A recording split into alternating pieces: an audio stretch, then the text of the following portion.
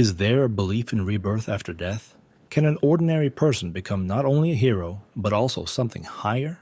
This young man became a sword spirit, a story full of mysteries and possibilities. The fate of our hero began well.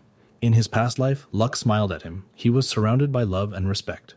For everyone, their time comes, and for our hero, the time has come to leave this world and go to another dimension. Upon his rebirth, he realized his new mission, to become a great hero, to begin an amazing adventure in a wonderful world full of mysteries and endless possibilities. However, fate turned out differently. He became a simple, rusted sword, forgotten and deprived of attention. After being reborn, the only thing he remembered was his name, Fan. Time passed, and the young man came to terms with the new essence of the sword, feeling that his fate had become insignificant being in this wretched guise. In the form of a sword, he continued to wait for his master, believing that whoever it was, that person would accept him. When the sword decided to accept its owner, a guy began to approach him, breathing heavily. It was clear from his face that he had been in fights before. The guy was getting closer. The steps sounded clearly. Fan decided to serve the new hero with loyalty and truth, promising to never betray him. The guy running away from the crowd was called Tianyi. He was seriously wounded and he was losing a lot of blood, having difficulty breathing. One of the men chasing him warned that Tianyi had little time left due to a poison dart that had hit him. Having run to the site where the sword was walled up, the young man drew attention to it, deciding to use it as the last chance to save his life. Fan realized that perhaps this was his new owner, and now he would cease to be a useless piece of metal, becoming a truly valuable thing, his own soul. The young man approached decisively and took hold of the sword, drawing it from the stone, preparing for the battle on which his life depended. When the young man pulled out the sword, Fan received an alert. The system had been successfully activated and a new owner had been found. After activating all the systems, our hero emerged from the sword and was sealed there. He was wearing beautiful clothes, decorated with ornaments, and a bright light shone around him as if testifying to his new birth and finding meaning in this world. After being freed from the sword, Fawn was amazed. He had a body and could now speak. While Fan rejoiced in his new state, the new owner of the sword was on his last legs. His strength was depleted. The poison worked much faster than he expected. At first, Fan got used to his release and decided to see who would become his new master, whom he would serve. He turned around and closely examined the new owner. Flying up to him, Fan began to think about what mission his new master would give him. A variety of ideas swirled in his thoughts, but he was sure of one thing. He follows his new master everywhere and will carry out any orders. While the owner could barely stand on his feet and was shaking, Fan was delighted and began to say, "If only you knew how long I've been waiting for you. Let us unite into one team." But at this moment, Fan's new master had other problems. Fan examined his new owner more and more carefully and noticed the old clothes he was wearing. He realized that he was in a strange and ancient world. At this moment of his thoughts, I reached the heart of Fan's new master. Just a moment later, Tianyi let out his last breath, releasing the sword from his hands and falling to the ground. His body collapsed lifelessly, not making a sound after falling. The sword that had been released earlier was floating in the air and was already heading towards the ground, tending to fall. Upon landing, the sword hit Tian, and our sword system recorded that the owner of the sword died from this sword. Fan couldn't understand how this could happen. He felt guilty, unable to protect his master. After some time, the same people who were chasing Tianyi came running. Fan had no choice but to simply watch all this happening.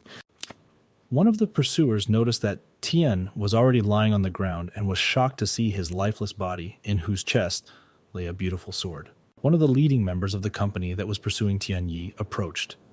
He declared that this scoundrel died from poison, saying that it was his right.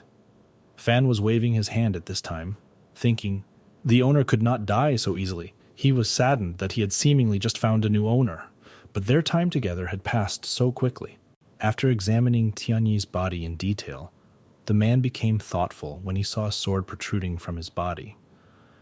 The spirit of the sword grieved over the deceased owner. What upset him? was that it seemed that Tianyi had destroyed himself. An idea came to Fan, and he decided to test it. Since he now has no owner, but is still in spirit form, he began waving his arms and screaming, trying to see if anyone would hear him. I wanted to understand whether he remains present in this world or not.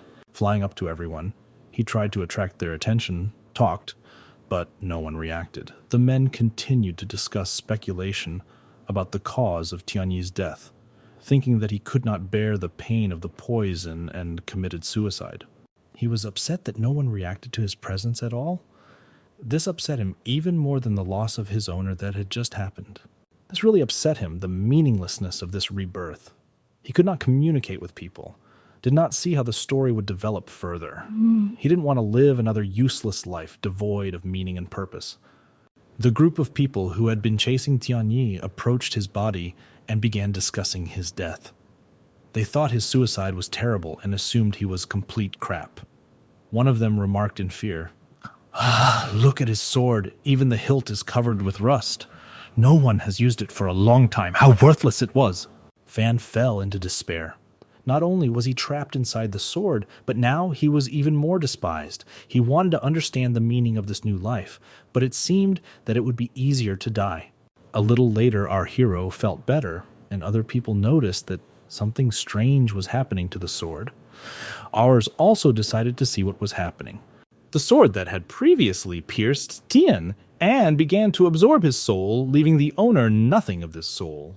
Our hero saw a notification that the soul was fully incarnated, and he received 100 evolution points. After being absorbed, the sword began to evolve from an ordinary longsword into a soul eater sword. During this evolution, he felt a huge increase in strength. After this, the Soul Eater sword was picked up by its new owner, and after looking at it, Wang Ba was upset. He was upset that he became the new owner of this sword. Wang Ba was a rather old man, with gray hair and a beard, but he rejoiced at having such an excellent sword. Our hero looked at him with disgust, realizing that he was just an old man. He has taken possession of me, but his fate will probably be short, thought the hero. After all, his sword will see many more new owners. Such is the fate of the sword.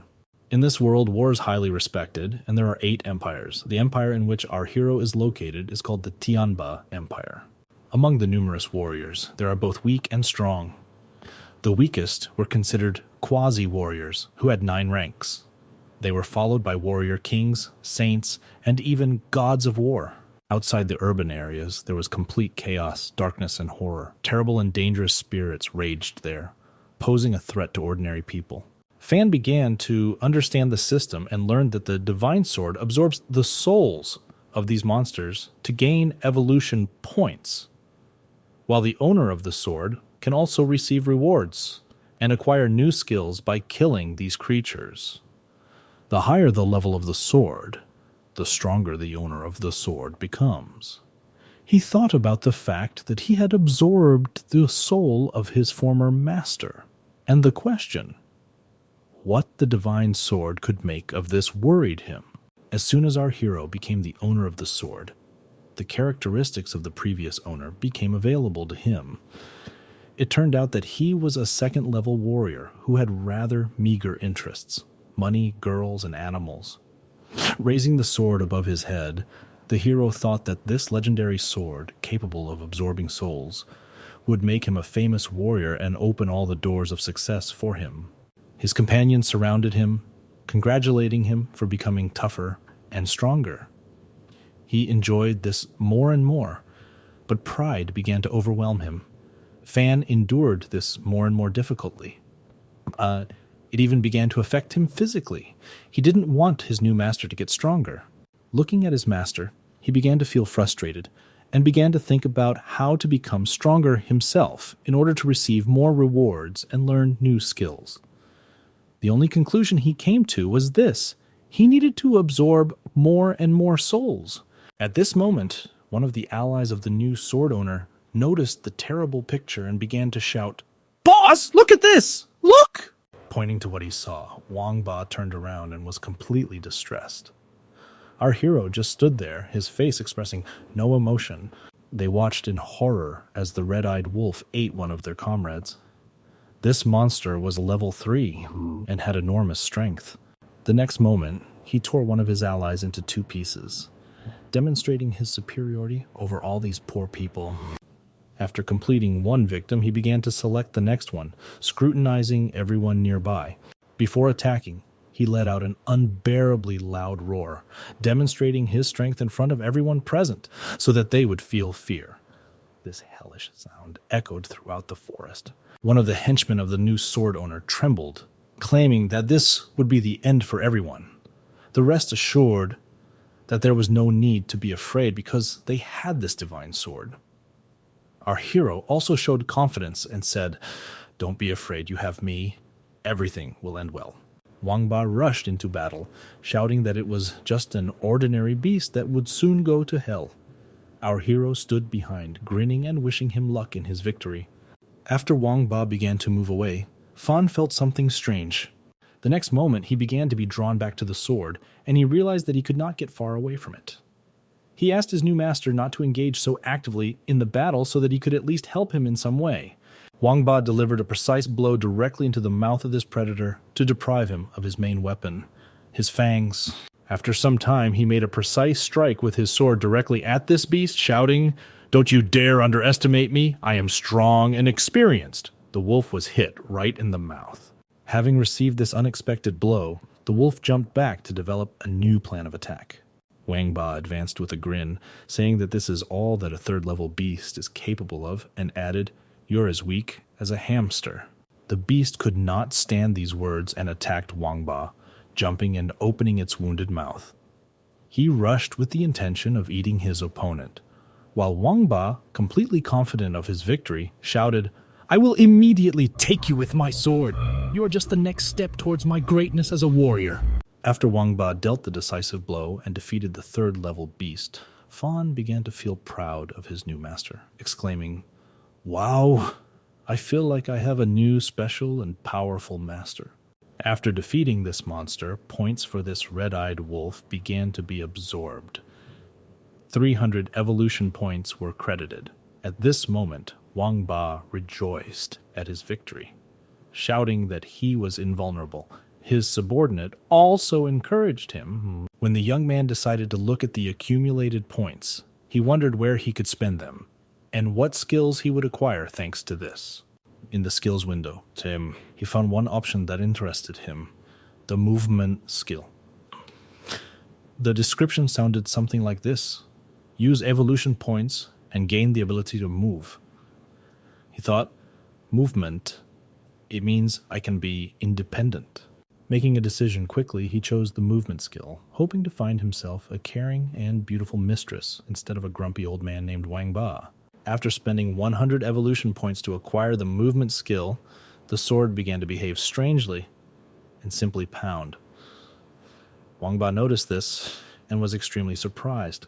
Shaking the sword meant the movement skill was fully activated, but then a sign appeared in front of the hero, indicating that there were insufficient evolution points to further use the skill. He was upset about this. At the same moment, Wang Ba looked at the sword and wondered if perhaps it began to move because of the confession. Sometimes the system may provide the ability to exchange evolution points for skills, rather than simply using them to acquire skills.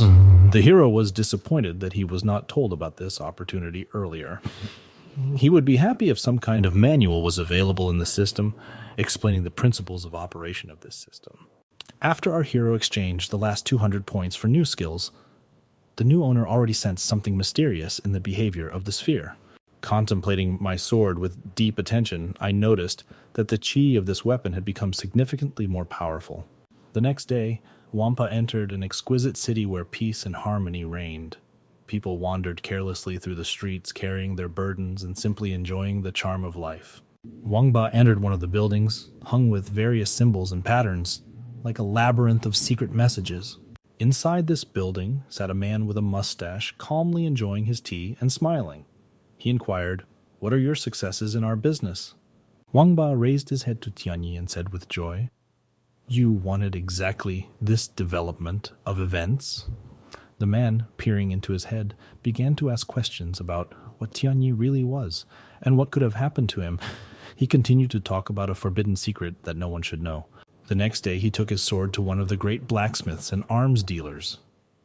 In search of a suitable sheath, he turned to a merchant, who carefully examined the blade and noticed that it was too sharp, which made it difficult to select a suitable sheath for such an exquisite weapon. Fan heard all these conversations and was proud, because his sword was not forged by the hands of a blacksmith, but simply born magnificent. At this time, Wang Ba, full of pride, instantly snatched the sword from the merchant's hands, saying, "You can't even make a scabbard for it. What kind of useless merchant are you?" Interested, the merchant asked, "Who created this sword? Who forged it?" When leaving, Wang Ba only said that he was not going to answer his questions. Leaving the forge, he was noticed by one of his subordinates, who exclaimed, "Boss, there you are! I was so worried about you!" However, Wang Ba was not happy to meet this man. He simply waved a bag of money in his direction, saying, "Here is your money. Now don't waste my time and get out of here." Having opened the bag and poured out all the coins, he began to count them. It turned out that their number was so small that people around even began to show irritation towards Wang Ba. These people began to count all the coins he gave them, convinced that there must be some mistake. However, after recalculating and making sure there were no errors, their indignation did not subside.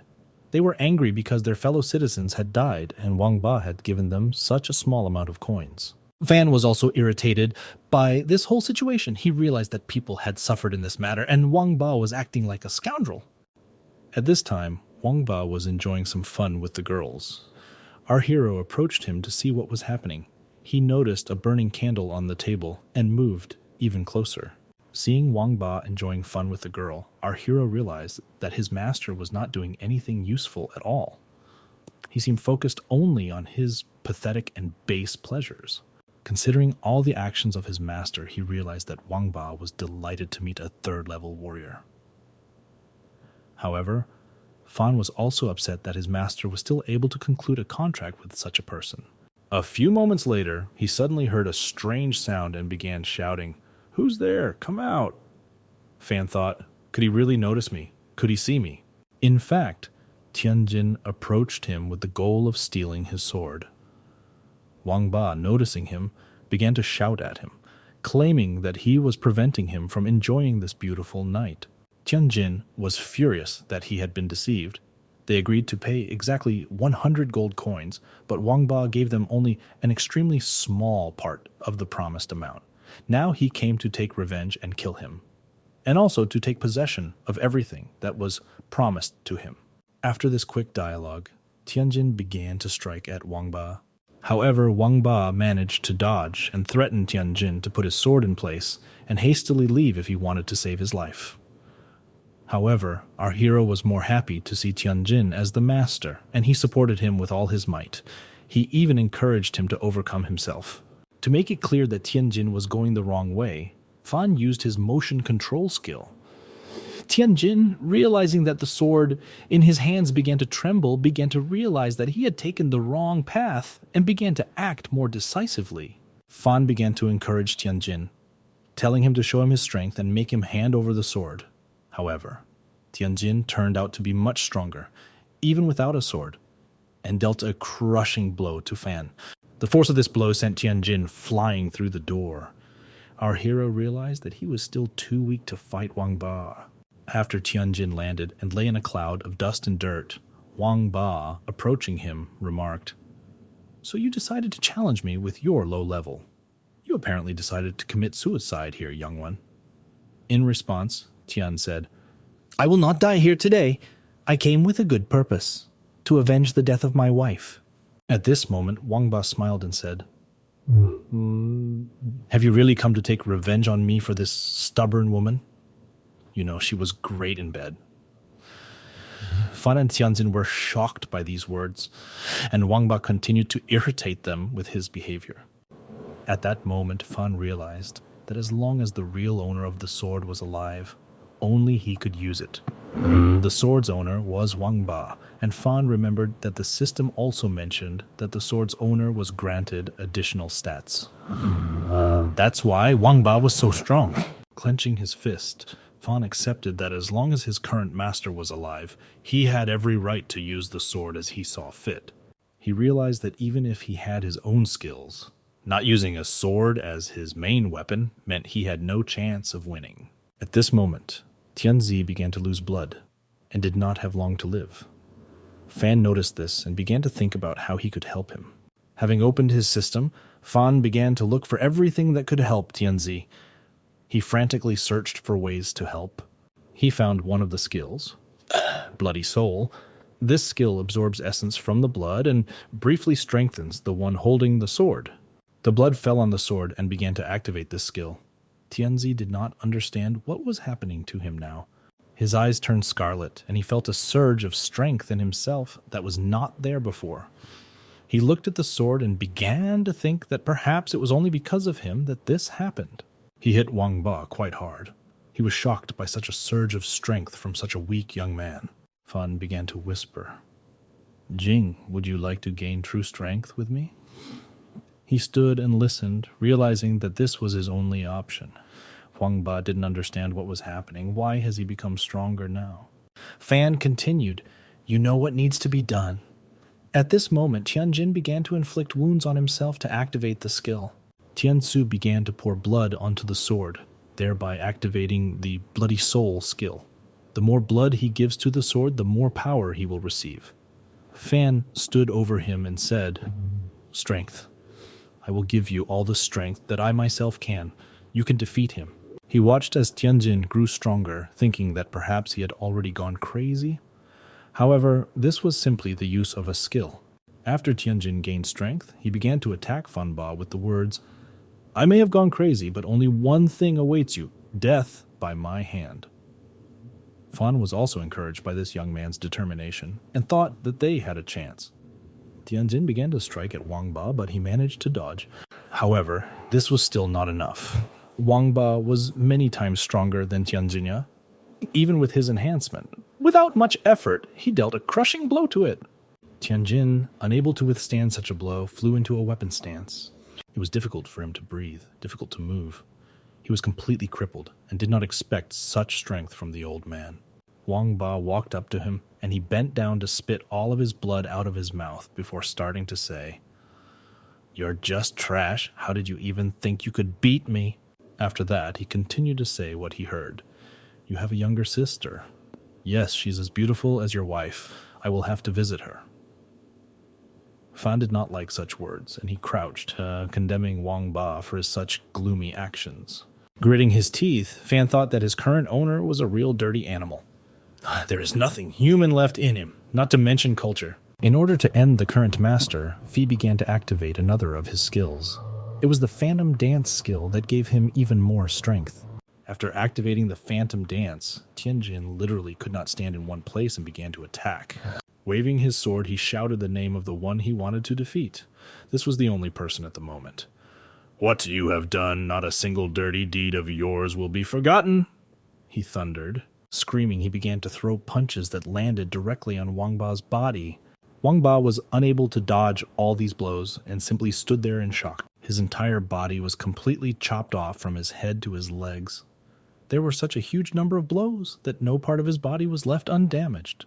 After the death of the owner of the sword, Fan received a notification. The owner of the sword has died. Absorbing the soul will bring 200 evolution points. He also noted that this skill is too cruel, and Phantom Dance should only be used in extreme cases. After the death of the previous owner, the sword began to change in the hands of the new owner. Tianjin was overjoyed because he knew what the divine sword was. This was the strength he so lacked. Fan looked at the alerts and did not understand what was happening here. Most likely the death of the sword owner gives an achievement. And there is something wrong with this system. After all, he received the Unknown Sword achievement. Xianzhen was happy at that moment because he had done it and was finally able to take revenge for all Wang Ba's dirty deeds. He was starting to go crazy while holding the sword. He spoke to him. "With you, I can achieve everything I want. As long as I have this sword, no one will stop me." His red eyes and smirk on his face showed that he was no longer himself. After that, Tian approached the building. This building turned out to be a dungeon, guarded by one sleeping guard. Coming closer to him, he threw at him the same bag of money that Wang Ba had previously given him. The sleeping guard became wary and began to wait, also suspecting that this strange man would ask for something. However, Tian asked him to sell only those prisoners who were sentenced to death. The guard was glad that he would get the money so easily, because no one would even remember about these prisoners. They began to enter the prison together so that the guard would show him where these same prisoners were. Having walked a little forward, the guard said, "Please follow me. I will show you where all the people you are so interested in are." However, Tianjin had only one goal, improving his characteristics. He personally killed all the prisoners who were sentenced to death, increasing the level of his sword and his characteristics. The guard looked at him and thought, "This guy's really crazy. They would have been killed anyway. Why would he do this?" After this unusual night, Fawn looked at his new owner and thought that he seemed to have calmed down. Now he behaves differently. Not the same as when he slaughtered prisoners sentenced to death. He began to wonder why his temperament had changed. It was probably due to the task he received, to kill 20 people to unlock the achievement, Evil Chi skill. This skill was that the blade exudes an evil aura that affects people. The owner of the sword, who has a weak mind, is subject to its influence. This chi can also intimidate the enemy. At this moment, Tian noticed something outside his house. He moved there with lightning speed, shouting, "Who is there? Who could bother me?" However, Fawn was not happy about this, because he could not move far from the sword. He shouted, "Hey, wait! Not so fast. I haven't finished reading everything yet." "Slow down, please. Come on, you will be slower," Fawn asked, trying to persuade Tian to stop. After Fan saw the opening through which he would have to leak, he began to shout, "No, wait for me! Wait! Now I'll crush this roof, and you will be left without your strength." He jumped down, and in front of him saw a man who said that he had heard that Wang Ba was defeated by a man who took the divine sword for himself. The person who came to our young man was Jiang Hu. He was the leader of the Storm Tiger mercenaries. Looking at the sword, he said that calling the sword divine was simply an exaggeration. His henchmen began to encourage him, telling Tian to give up all his things. Jiang Hu himself said, "Boy, you know that killing people is bad." He asked him to hand over the sword and all the gold coins he had taken, and in that case, perhaps he would even let him go. However, Tianjin did not listen to him and sent him to hell. He wasn't going to look at the man who just started attacking him. Our hero knew that Jiang Hu was stronger than Wang Ba, and should not underestimate him. Smiling, Jiang Hu said, "You really are a funny guy who decided to give up his life so easily." A fight broke out and Jiang Hu easily parried the blows of Tian, who tried unsuccessfully to land his own blows. In response, Jiang Hu began to attack, showing incredible strength even with all the skills he had acquired. The sword, as well as its owner, Ai, were too much exposed to injury, literally from one swing of Jiang Hu's sword. Tian looked at the sword, which had cracks, and said, shaking in his hands, "The divine sword? This is the divine sword. How could he deflect my blow so easily?" Van was thinking at this time, "I'm about to break everything. Let's finish this quickly."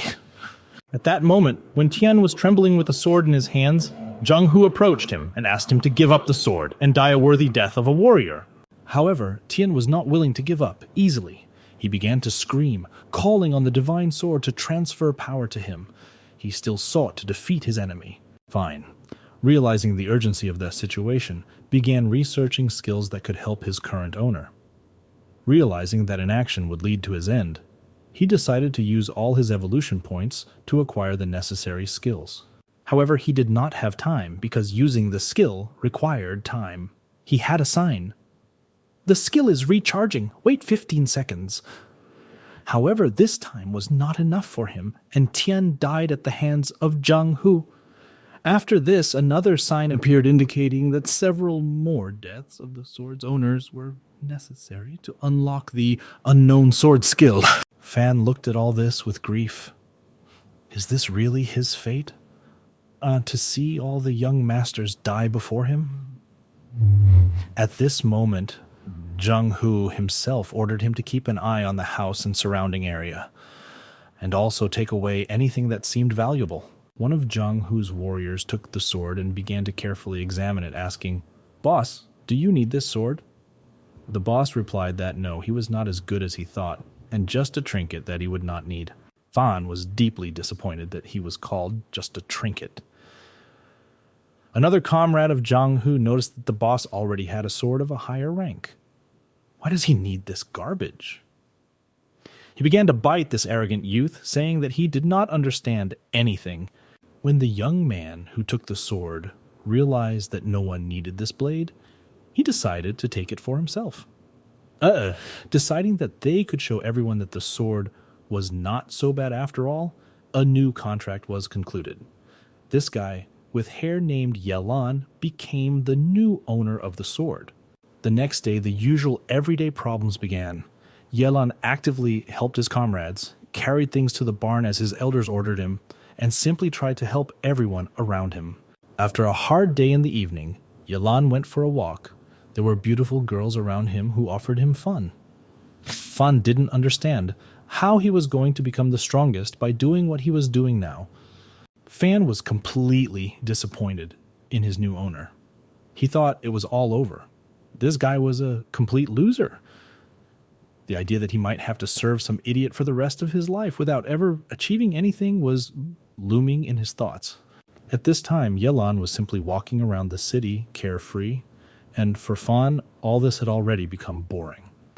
He wanted to know when this endless, careless wandering would end. Fan felt that his life had become meaningless, but then there was a cry as someone promised that the boss had an important announcement.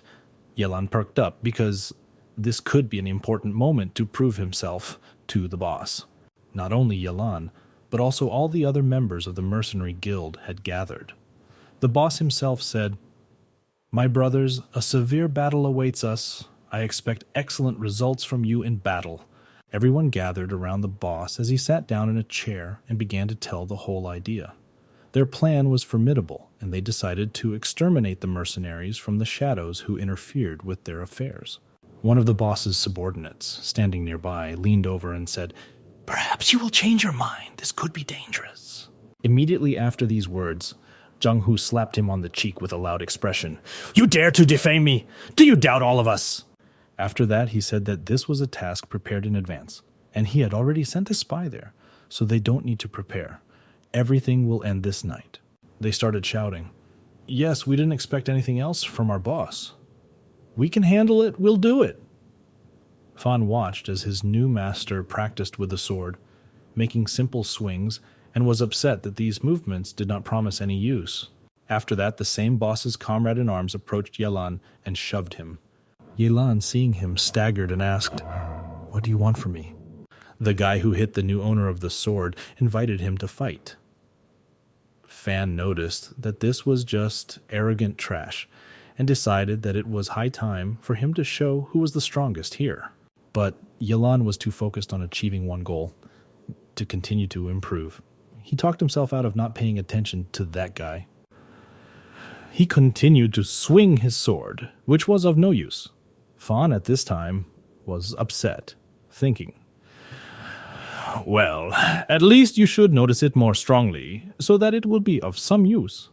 Fan was worried. After all, he was already beginning to wonder whether he could at least get a couple of evolution points with the new owner, or whether he would also remain one of the mediocre swords. Fan did not give in to the thought of killing his enemies in order to become famous. Instead, he dreamed of earning a lot of money while working and giving a huge house to his mother. Fan looked at his new master and realized that he now at least had a more honest owner than the previous one, even if this new master was less talented. During training, Fan began earning evolution points. This shocked him because he did not suspect that even in such a ridiculous way one could become stronger. He trained harder and harder, repeating over and over again, "Get famous, make money, get famous, and make money." That was all he needed. Watching him, his new owner agreed. "Okay, now we will work together. I will help you in any way I can." After training, night fell, and the boss and his team began to attack the opposite Shadow Guild. The boss announced that they will attack on command, and now they need to be completely focused. His subordinates agreed, and quietly crept further and further into the jungle of their opponent. However, the owner was worried that his training efforts might be in vain and he might not succeed. Fan supported him. What are you saying? Don't devalue us. We can do anything. After the twist, they began to hear how the enemies warned each other against the wine, saying that there was something wrong with it and that it should not be drunk. The boss was pleased. Our plan worked. It worked. At this time, Yalan continued to say that he needed to earn money and buy his mother a house. He thought, do I need these battles? After all, if I die, all these dreams will be wasted. At that moment, he realized that no amount of money was worth his life. He decided to find another way. Fan tried to stop him, agreeing, "What are you talking about? You are going to give up at the last moment. What kind of rag are you?" He started looking at one of his clanmates who started joking with him. "What are you staring at?"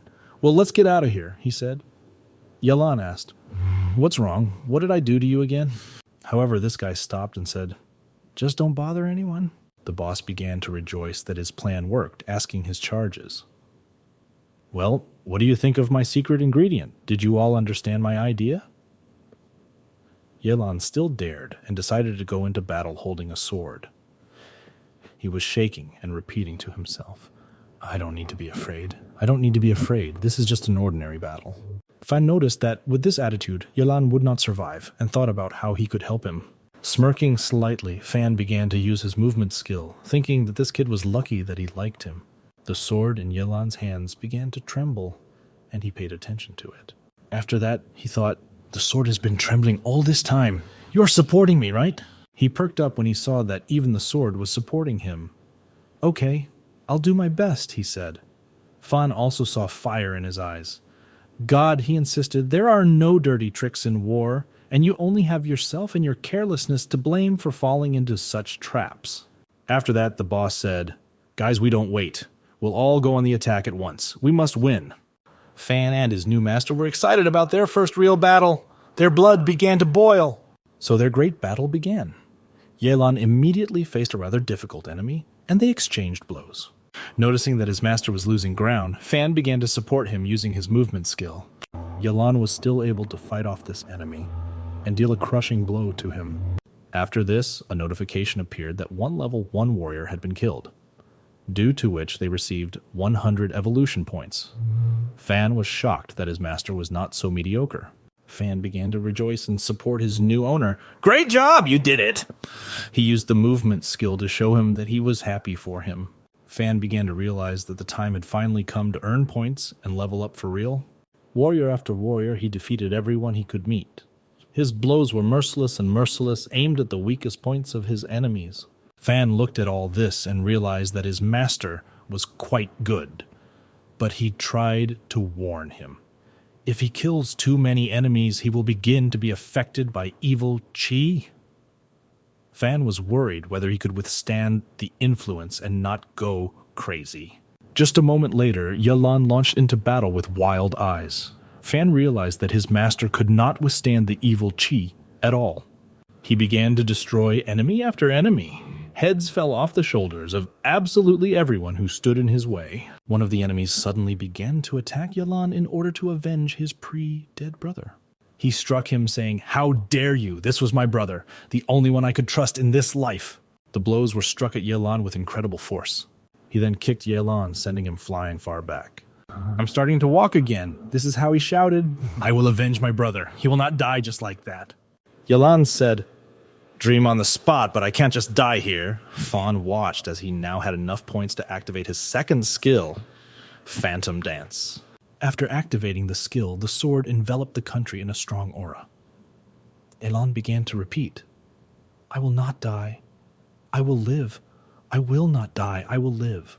With this mindset, they began to use the Phantom Dance skill to defeat the guy who had come to avenge his brother. He used this skill to leave many holes in his opponent's leg and defeat him. Afterwards, our hero received a notification. "The soul of a warrior of the first year has been absorbed into me. 100 evolution points have been received." Fan looked at this and thought about it. Perhaps it was his imagination. But Elan stood up much stronger. Elan also noticed this and thanked his sword for the services rendered. After that, Fawn relaxed and took back his words. Now he did not consider his new master a complete failure. At this time, the leader of the Shadow Mercenaries raised his head up above all of his. The boss said that Serain, Honey, and the Shadow Mercenaries were completely exterminated. All his subordinates rejoiced at the victory, that they were able to reach the top. Ufa, below, a notification appeared that you had reached the conditions of evolution, and he decided to try to do it. After the evolution began, the sword was enveloped in a strong redness, and evolution began. It was awarded quality C. Yelan also noticed that the divine sword had begun to evolve, and he was happy about it. However, Fan was upset that after the evolution, his clothes did not even change. Only his characteristics increased. After that, he came to collect his reward for this sortie in battle. He defeated 6 people. Because of this, he received 600 gold coins. Receiving the money, he thought, yes, this money is enough for me to buy my mother a big house. I will finally fulfill my dream. How could he suddenly show himself like that? Something is clearly wrong here. They wanted to follow him and find out all his secrets. After which they looked closely at his sword, thinking that the whole point was in the sword, and not in Ilana himself. Yelan wasted no time and began to train even more hard with his sword in order to become even stronger. Yelan noticed that the sword seemed to have changed. He held it and noted that she had already gone with A, even stronger. He wondered if this happened after he killed all those enemies on the battlefield. One of the people who followed him was shocked by what he saw. Ilan wondered if his blade was so skillful, then perhaps it would be worth trying different techniques, taking advantage of the new power he had gained. This new move was a simple lunge with a sword. He hoped that with the strength he gained, this technique would become more effective. But even with new strength, this technique turned out to be insufficient. The result was only a slight stirring of dust, and he immediately sensed that something was wrong. Taking the sword, he began to increase his strength, thinking that perhaps the source of the power was simply insufficient. He added more and more energy to the sword, trying to strengthen it. His next attempt was more successful. His movements became more precise and graceful. Everything looked more majestic, and he felt it in every movement. Joy overcame him, and he realized that in order to use more powerful techniques, he needed to invest more energy. However, such powerful blows quickly drained all his energy, and Ilan fell to the ground, needing to rest. Lying down, he admitted that he was too tired. At the same time, he realized that self-improvement is not the easiest task, and more effort is needed to achieve significant results. At this time, one of the guys he met in the shop was watching him. He noticed that it was not just about Elan, but rather about the sword itself. Approaching him, the second guy said, "I remembered where I saw this sword. We had a chance to get it." At this moment, they remembered how they managed to steal the sword from Tianzin. However, they did not expect this sword to be so useful and powerful. Fan noticed that 2 guys were watching Elan. He began to think that this did not bode well, and that something unpleasant might begin now. At this time, they approached Elan, who was lying on the ground, and said that he was too relaxed, that he needed to work more. Then they took his bag of money and said, "Listen, this bag of money is not so important to you anymore, because we are too kind to you. We are ready to exchange it for your sword, which is useless to you." Yelan was shocked by what was happening. He didn't understand what decision to make. He stood there, disappointed, realizing that all his money was the only fund he had, including the money he received as a reward. He couldn't believe that these 2 people would just take all this away from him. He also realized that their words were true. Weak people often resort to the most vile methods. In an attempt to demonstrate his determination, Ellen used his movement skills to show that they were now stronger and capable of showing these 2 weaklings that they had chosen the wrong path. Ellen became angry at them, looking straight into their eyes. He said, "This is my money. Give it back immediately." One of the guys grinned and said, "I now have your money, and it has become mine." Later, he began to mock Elan, saying, "You are arrogant because you imagined yourself strong only thanks to some sword." Elan could not endure this bullying for long and began to attack. He brought his sword directly to the forehead of the man who had grinned earlier. Serious, he repeated, "Give me my money. I'm saying this for the last time. After that, I will begin to act." Fan was amazed that Elan was talking to them at all. After all, in his opinion, all thieves deserve death from the moment of their birth. Yelan brought the sword closer to the forehead of this arrogant young man, hinting at his seriousness and readiness to act, making his intentions clear. This guy asked his accomplice to help him attack Ilan to teach him a lesson that this is not the way to do things to them. Together they began to attack our young man in the hope of taking the sword and leaving with him a bag full of coins. Yelan also did not waste any time and rushed to attack his opponents. And this battle began, during which the two guys felt incredible pressure from Yelan. Yelan's blow was much stronger than their own attacks. With his blow, he threw them far enough away, demonstrating his advantage over them.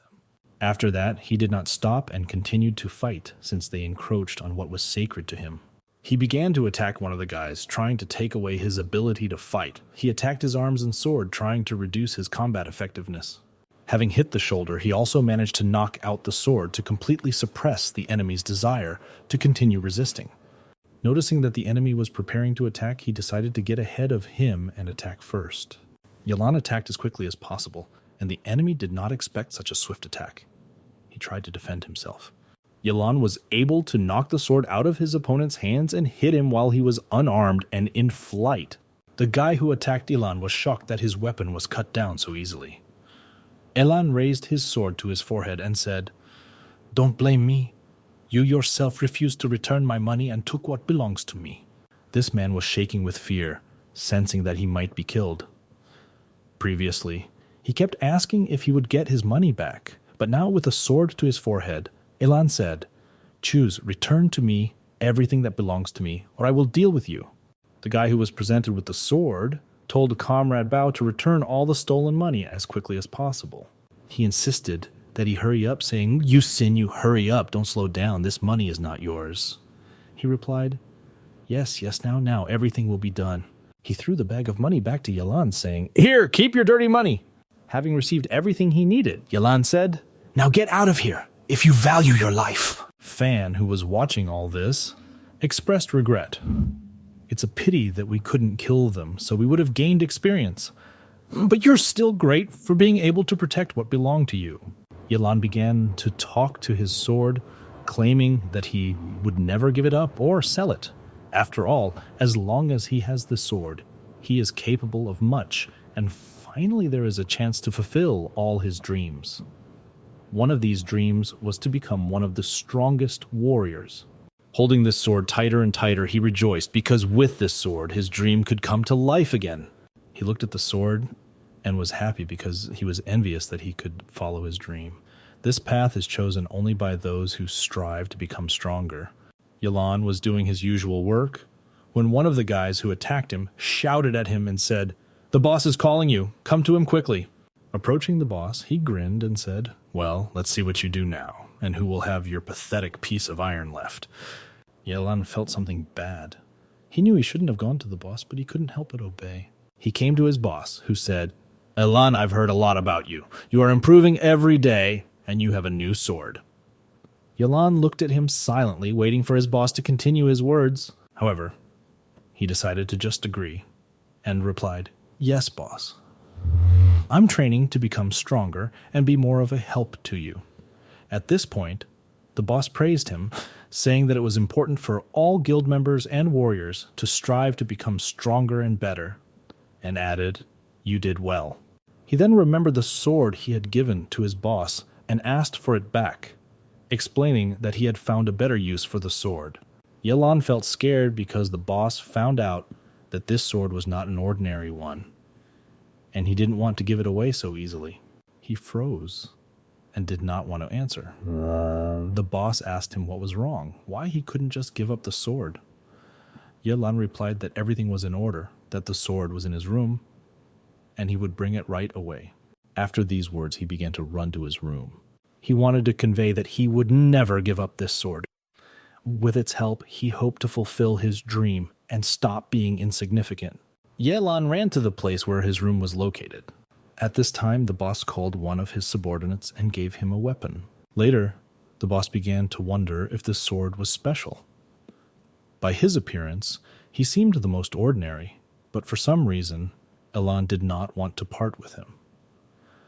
The boss ordered him to take a couple of more people and bring the sword to look at it for himself. The subordinate replied with an evil smile, "I understand, boss. I will do whatever you ordered." In a hurry, he did not pack all his things, realizing that he needed to leave urgently. He knew that they would soon catch up with him because his boss would not leave him just like that. Yelan was determined that no one would dare take his new sword away from him. Even his boss, Cheng Hufan, understood that this would not end just like that, and the night promised to be restless. While Yelan was not leaving his room, he saw several men standing in front of him. He became wary and froze in place. They said, grinning, "Well, did you miss home so much that you packed up all your things and decided to leave us so quickly?" Didn't they order to give up his sword? Otherwise, this piece of iron will no longer be needed for the dead. Yelan started screaming, accusing them of telling the boss. He asked how they dared to demand the sword. Fan was upset that the situation was getting more complicated by the minute, and it was becoming increasingly difficult to get out of it. This impudent man said that since the commander wanted this sword, it would be his, and ordered his comrade Bao to take the sword. Bao obediently carried out the order. Stretching out his hand, Bao said, "Give up this sword in a good way. You know what will happen if the commander comes and you do not obey his order." Yelan tensed, because he did not want to give up what belonged to him. He was used to this sword and realized that without it, he would not have another chance to achieve all his goals. He held out his hand closer and closer to the sword, saying, "Give it back now." The guy stood behind and grinned, saying, "Stop chatting with him. Take this toy and let's go back to the boss so he can reward us." Elan became scared and he began to retreat back to his room. Walking slowly, he began to create distance between himself and the enemy. Again, he stood on top of you, on which lay a couple of gold coins that began to ring from the blow. One of the coins began to rapidly fall to the floor. Time seemed to slow down, and the coin had almost touched the floor.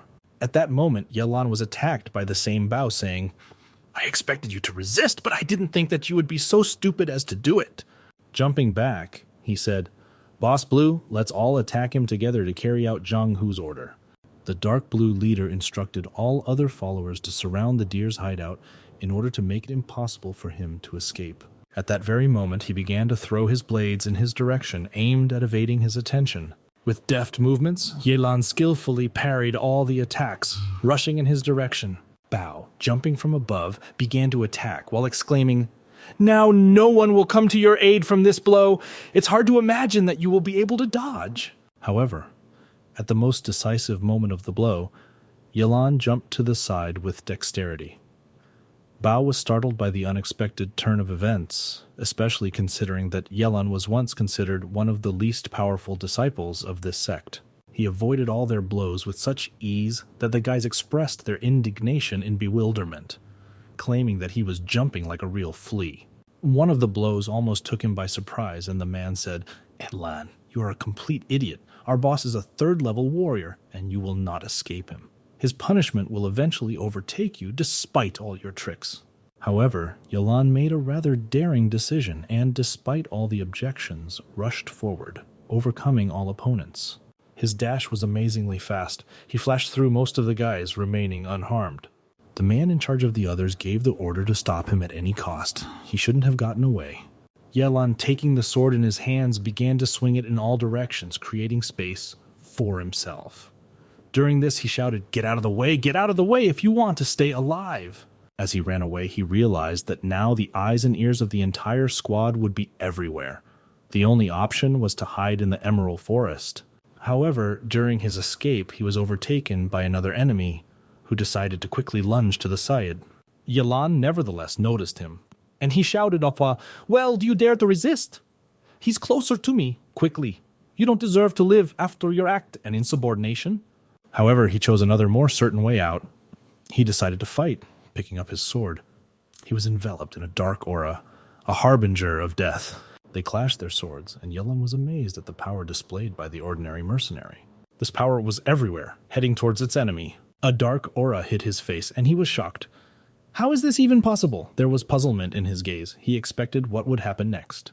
An unknown substance began to corrode his face, and he felt a sharp pain. He began to carefully examine what was happening to his face and why he felt unbearable pain. However, this infection did not only spread to his face. His eyes began to bleed and tears flowed. He withered literally before his eyes, screaming from the pain that brought him suffering. Yelan stood in front of him and said, "You wanted me to die, but it turns out that you will die first." He blew off his head, and he received a notification. 100 evolution points he received for killing a first-class warrior. After the warriors who were pursuing him reported to the boss that they failed to catch Yelan and suffered losses, the boss flared up with rage. He was angry that some brat named Yelan dared to challenge him. The boss promised to take his revenge. Yelan, taking with him his few belongings, ran as far as he could. He, like our hero, realized that there was no turning back. After the boss began interrogating all of his men who were pursuing Yelan, his eyes began to turn towards them. He asked, "Where did he go from you?" One of his subordinates responded that he had been spotted fleeing into the Emerald Forest outside the city. The boss looked warily at his subordinate and said, "The Emerald Forest means that's what his plan is." The boss gave orders to his men. They were to go and guard the entrance and exit from the Emerald Forest. He also warned that a dangerous time had come and forbade entry into the forest itself. Yelan ran into the forest itself, sat down on the rocks, and decided to rest. After all, he was already able to successfully break away from the persecution. Yelan began to think, "What are we going to do now alone without any support?" As he reflected, he realized that this was not a world where the strong protected the weak. Here the strong eat the weak, and you need to become stronger. Sooner or later, at this rate, you will die. Yelan carefully examined the area and realized that it seemed that he could hide in this forest, at least for a while. However, he heard strange sounds behind him as if someone was approaching.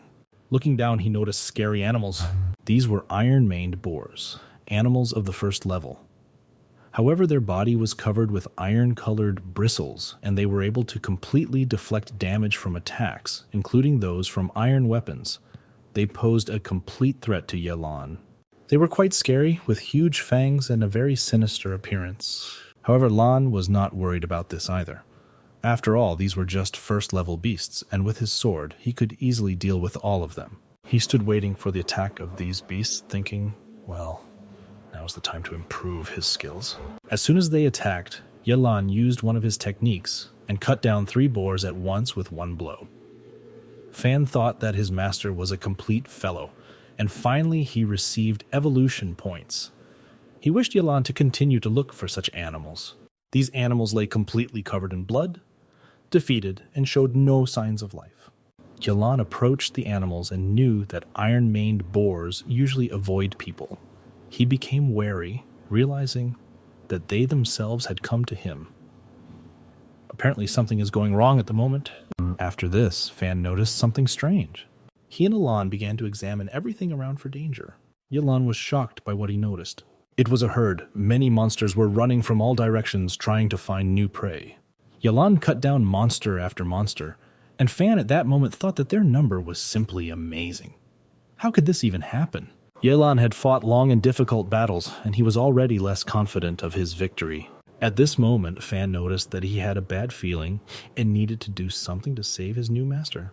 His senses did not disappoint because a huge spider attacked them from above. Fawn tried to notify Yelan about this, but he could not hear him. But Yelan was still able to see this monster. The warriors that Boss had previously sent to guard the entrances and exits of the forest were eagerly waiting for Yelan to come out. Another scout came to them, asking what happened here during his absence.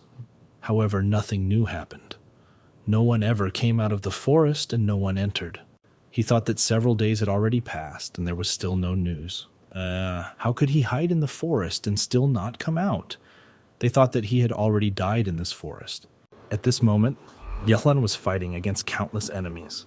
During the battles, he lost one of his arms and was completely bloodied and exhausted. However, he had more determination than ordinary fear or fatigue. He was ready to fight even further against all opponents who could come his way, even with a missing limb. The animals, hearing his menacing cries, began to run away from him. After that, he exhaled. because there was not a single animal left near him who could hurt him.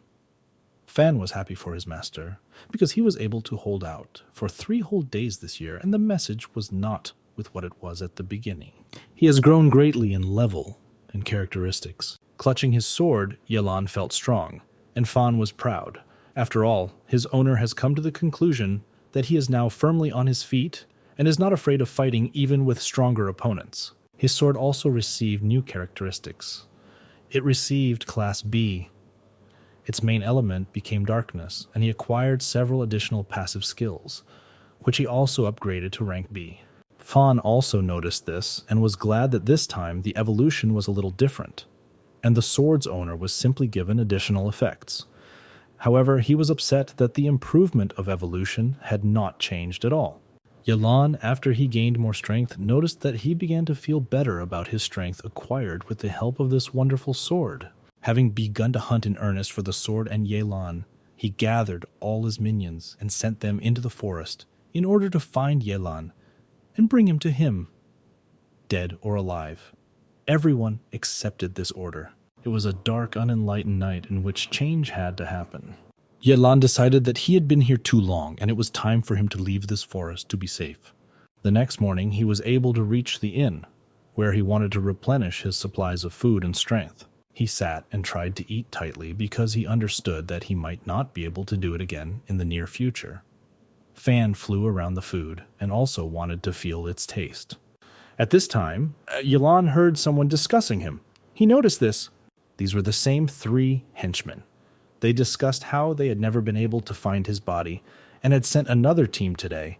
They found only many remains of damaged animals. They were not at all happy about this. They sat and talked, not realizing that Yelan was right behind them. He couldn't kill all those animals. After all, a non-entity, they still hoped that, most likely, he would be dead. One of them said that he resorted to cunning and invited his mother to the city of Thailand. He thought that he would still show up, but he did not come to them. Hearing this, Yelan became angry.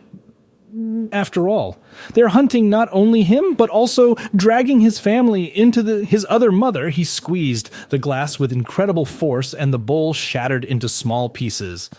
In the corner, surrounded by people, he involuntarily shook with misunderstanding, not knowing how to reconcile with these people. Their glances, mockingly raised eyebrows, seemed to accuse him of something strange. It was clear to him that there was some kind of gap between him and those around him, and they seemed to notice that something is wrong with it, reflecting his internal struggle. The blood stains on it indicated a recent fight, leaving traces of this dark meeting with fate. But simply mistaking him for an ordinary cripple, they saw that he was not even able to hold a glass in his hand. Deciding not to worry about him, they remained in the dark about what was happening in his world. They then decided to pour themselves some drinks and celebrate it as a great idea to invite his mother. After all, he only had her, and every day he only talked about returning to her house and buying a house. They enjoyed their vile act, glad that they could so easily invade someone's privacy. After they got very drunk, one of them said that everything did not happen exactly as planned in their plan. Setting down his glass, he expressed his intention to let everyone know what he had nevertheless done to this man's mother. Drunk, he announced that his dogs were hungry, and so he decided to do something terrible. This involved a woman who begged him not to commit this act. However, to him, this was just entertainment, and the pleas of this good old woman did not matter. To those who sat around, his plan seemed magnificent, and they considered him a man worth emulating. Barely holding back his emotions after listening to all this, he became more and more irritated. A tear appeared on his face as he said, "My family should not have to pay for my actions. After all, you are such pathetic creatures that you couldn't even cope with me." One of those present heard this pathetic ragamuffin saying something, and he felt unpleasant that he was interrupted. He said, "Does the name Fierce Tiger mean anything to you? How dare you even interrupt us, you pathetic rabble?" The second person present decided to mock Yelan and threw a glass at him, which broke on his head. With satisfaction, he thought, "Well, you're trash to him." Yelan began to take off his hood, uttering the words, "You are scum. You will now answer for everything." Turning to them full of despair and anger for his brutal actions, he turned around. They were shocked when they saw him. "You're not dead yet? How did you even survive in this hellish place?" he said angrily. "Apparently, I'm still alive, but death awaits you now." Looking at him, they were horrified. "Ellen, how could you get to this point? How do you even stay alive with such injuries?" came out of their mouths. After a short wait, they made the only right decision: to kill him. There were many more of them, and without waiting for their swords to begin to attack him, they decided that this was the end. Yelan was also fully prepared to fight, grabbing the sword with his remaining hand. He said, "Now your time has come." He was completely focused on the attack that he had used countless times during those hellish 3 days in the forest. Yelan made a lightning lunge towards them, and it seemed as if he had simply swung his sword. However, their fate was already sealed when he was behind them. There was enough force in this swing to separate their heads from their bodies. They couldn't even react to such a quick blow. Yelan was currently heading towards the third remaining member of the fierce tigers. He began to approach him, saying, "Well, Shin, let's talk to you." Seeing how he dealt with his comrades, he begged, "No, don't touch me. Our boss came up with all this. I was just following his orders." Kneeling down, he began to beg for mercy, saying, "Spare me, I just did what I was told." He bowed so hard that he hit his head on the floor, trying to beg forgiveness for all their actions. This bastard's only goal was to stay alive, while Yelan only wanted one thing: for everyone to be punished. However, Shin was more cunning. At the moment when he bowed, he collected sand in his hands, and the next moment, when he stood up, he threw it in Yelan's face to create an opportunity to escape. At the moment when Yelan lost his eyes from the sand, Shin managed to break free and run away.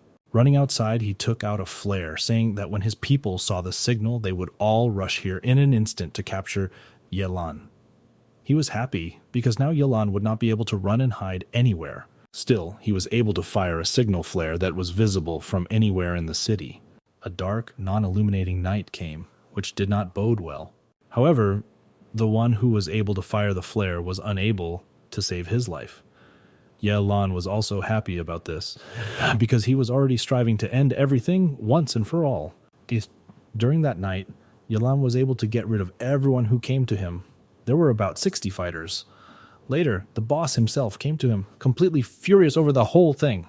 He looked at him in bewilderment, wondering who would have thought that he could defeat 60 of his best fighters. It turns out that the sword was indeed unique, and perhaps it should not have been given to the boss. Yelan said that the sword is unique. It is a divine sword. He asked for the power of the sword to defeat his main enemy. He prayed to him to give him strength. At this moment, the locked hidden sword skill was activated. A burning red aura engulfed him, and the bloodthirst skill awakened. The essence of the skill was that the owner of the sword was filled with determination to face death. He was ready to give his whole life to gain power and incredible strength. Fan at this time was thinking that even third-rank warriors could not defeat the Yanhuns, and the new owner of the sword had absolutely no chance of winning. However, he sought to help his master fulfill his desire. Now that his skill had been improved, there was a chance to defeat this scoundrel. Deciding to use his newly acquired skill, he intended to provide its owner with incredible strength. He still used the bloodthirst skill. Fan asked his master, "Please promise me that you will not die like the rest of my owners." They stood face to face and talked. Zhang Hu grinned at Yelan, saying, "Well, are you going to sit there for your old mother? She was so worthless that she did not deserve to live. However, I will give you this opportunity." Yelan was angry at such dirty words addressed to his beloved mother. In a fit of anger, Yelan rushed at Zhang Hu, shouting, "I will kill you!" Zhang Hu looked at him at that moment and grinned, thinking that he was just an insignificant warrior and could not do anything to him. During the attack, Yelan threw just one punch and Zhang Hu flew high into the sky. Yelan said that he would not tolerate such base behavior. While flying, Yelan didn't understand how this was possible. "I've gained strength. I'm still weaker than him," he thought. However, Zhang Hu did not stop and struck blow after blow with incredible power. Zhang Hu fought with Yelan as if playing. His grin only said that now he had nowhere to hide, and imminent death awaited him. Yelan prepared to defend himself from the blow that would soon overtake him. Jung Hoo's strength was so enormous that even after blocking his blow, Yelan flew into the wall, breaking through it with his body.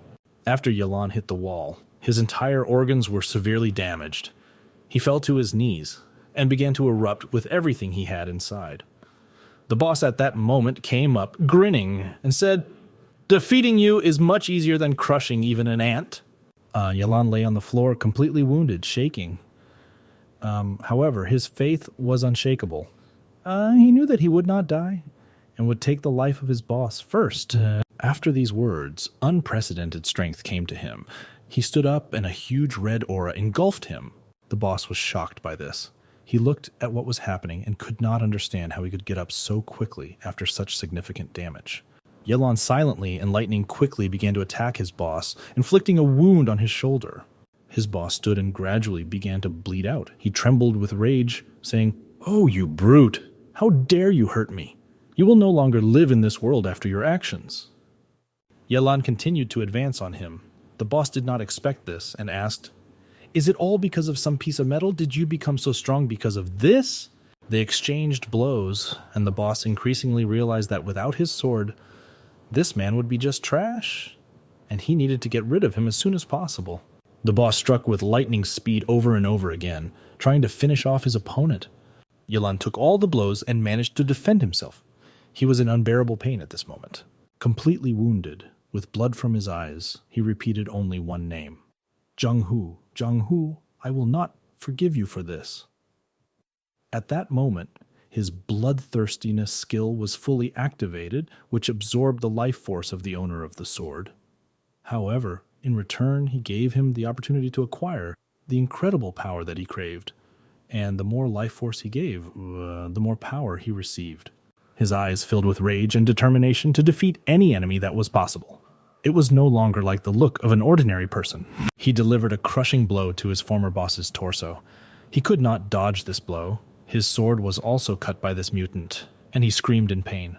Yelan walked up to him and silently watched as he coughed up his own blood. The boss understood that he did not have long to live, coughing. He asked to wait a little so that he could tell him something. However, Yelan died much faster. At this moment, he said goodbye to the new master, who still fought for his goal until his last breath. At the time of his death, a terrible downpour with lightning began to fall. Fan said goodbye to his master, wishing him to go to a better world and fulfill his desire, to buy his mother the house she had always dreamed of. The very next day, we hear a conversation between several people. One of them asked, "Manhwa, have you already collected the security fee?" Manhwa was a young guy with dark hair who timidly replied, "No, I haven't made it yet." After this answer, the bald gentleman slapped him in the face, shouting, "You can't get anything anymore. Get out of here." Holding his face, Manhwa listened, as he was called mediocrity. He was asked to collect everything before evening, otherwise the most severe punishment would be applied to him. In pain and feeling untalented, he said, "Yes, I will try to do all this." At this moment, he looked at his new master and thought that when he met Mr. Yelan, he was not as weak as the person who picked him up just now. The bald gentleman who was punishing Manhwa began to gradually leave. He said to him, "The day will come when I will kill you for treating me so badly." Looking at his sword, which he was able to pick up, he thought, "But first we need to sell it at a good price, because it looks like a rather expensive thing." Fan looked and did not understand. "What to sell? I am not created for sale, and there is no need to sell me." A little later, we learned that after the burning, Manhwa came to this place to see what was there. In front of him, he saw several skeletons and pools of blood. Looking at all this, he was horrified. All that remains weigh these warriors are their bones. He thought that they had died a long time ago. He looked with caution at the things that remained with his warriors, with a desire to get rich. He wondered what he could take for himself. Noticing a rather interesting sword, he thought that now its owner, "You are no longer needed, and you are probably worth a fortune." He decided to take it for himself. He cringed, realizing that he would have to take the things from the person who had left. However, his desire to get rich turned out to be stronger. By extending his hand, he lost a part of himself. "Manhwa is not afraid of anything," he repeated to himself like a mantra to calm his soul. Picking up the sword, He took on the role of the new guardian of the world. He rejoiced at the new responsibility, realizing that the one who had left had no more need. A magnificent weapon, he whispered, realizing its greatness and responsibility. After that, he decided to return home, holding the newly acquired sword in his hands.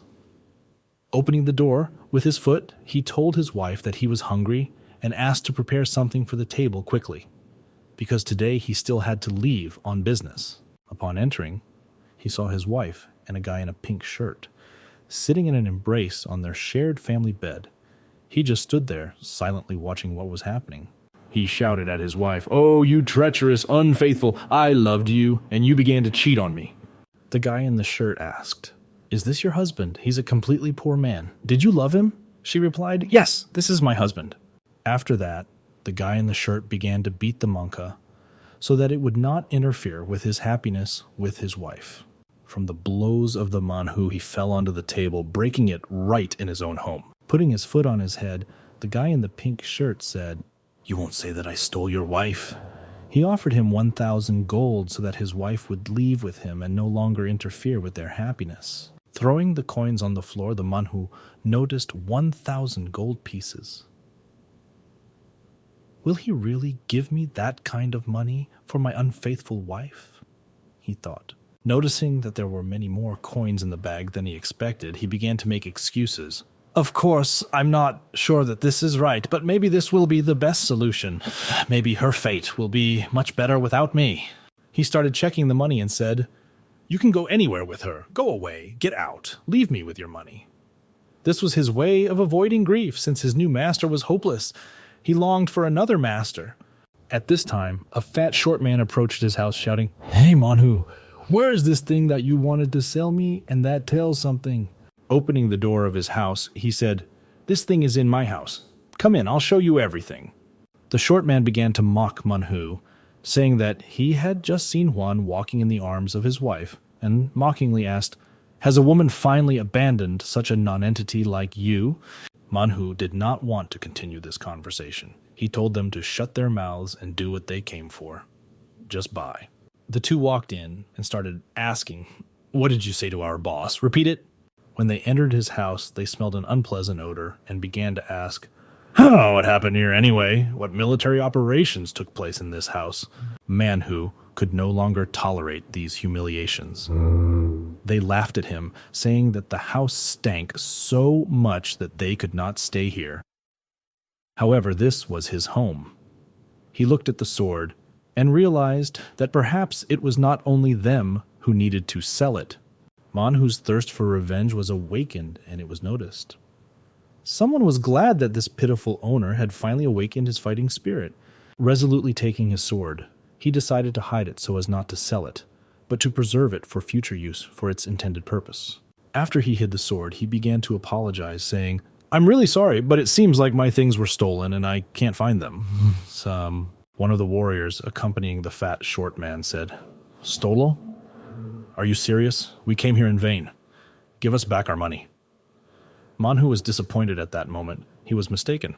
His new master turned out to be a coward. The warrior was increasingly annoyed by this, and he shouted, "Did you dare to mock me, my master? You won't want to live!"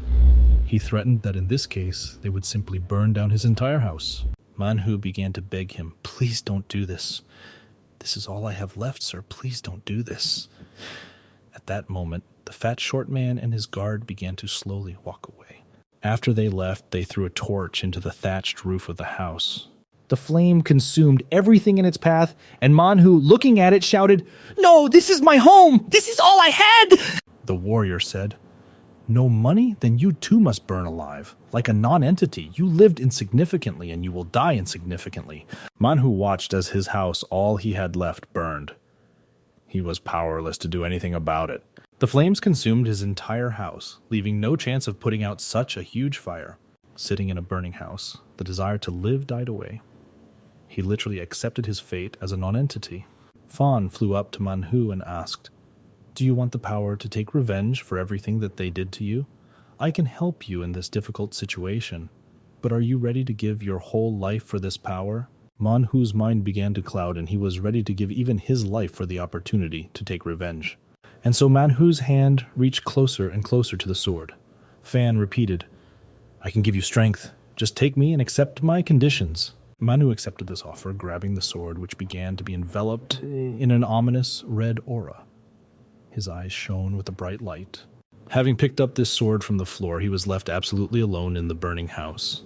However, he already knew what he would do next. His entire house was completely engulfed in flames. There was no chance of returning it. He became angrier and angrier. His rage flared up like a flame.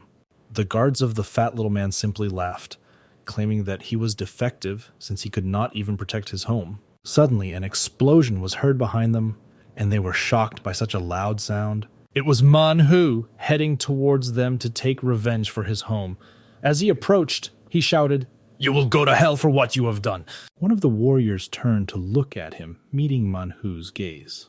He, still considering him a failure, swung his hand, preparing to strike, and said, "You are worthless. It's time for you to die." Manhu was no longer a weak youth. He gained the power of the sword and easily decapitated his opponent with just one blow. The fat little man began to cry and shouted, "Scar, no! How could you kill him? Why did you kill my warrior?" Touched by his power, an aura surrounded him. He almost lost his mind, laughed, and said very weakly, "They're all very weak." Looking at the rest, he said angrily, "Now it's your turn. No one will leave here so easily."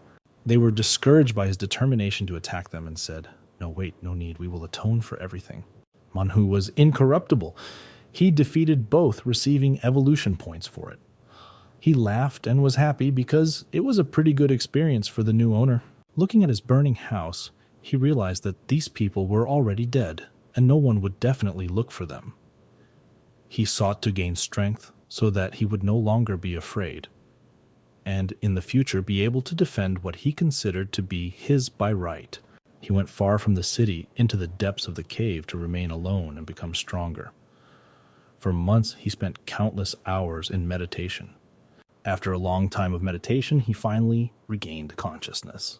After awakening, he decided to manifest and test all the power that he had accumulated over this long time. He rejoiced because now he had finally fully developed the abilities of a first-level warrior and would no longer be considered a complete non-entity. As he emerged from this secluded cave, he realized that it was time to pay for everything that others had done to him.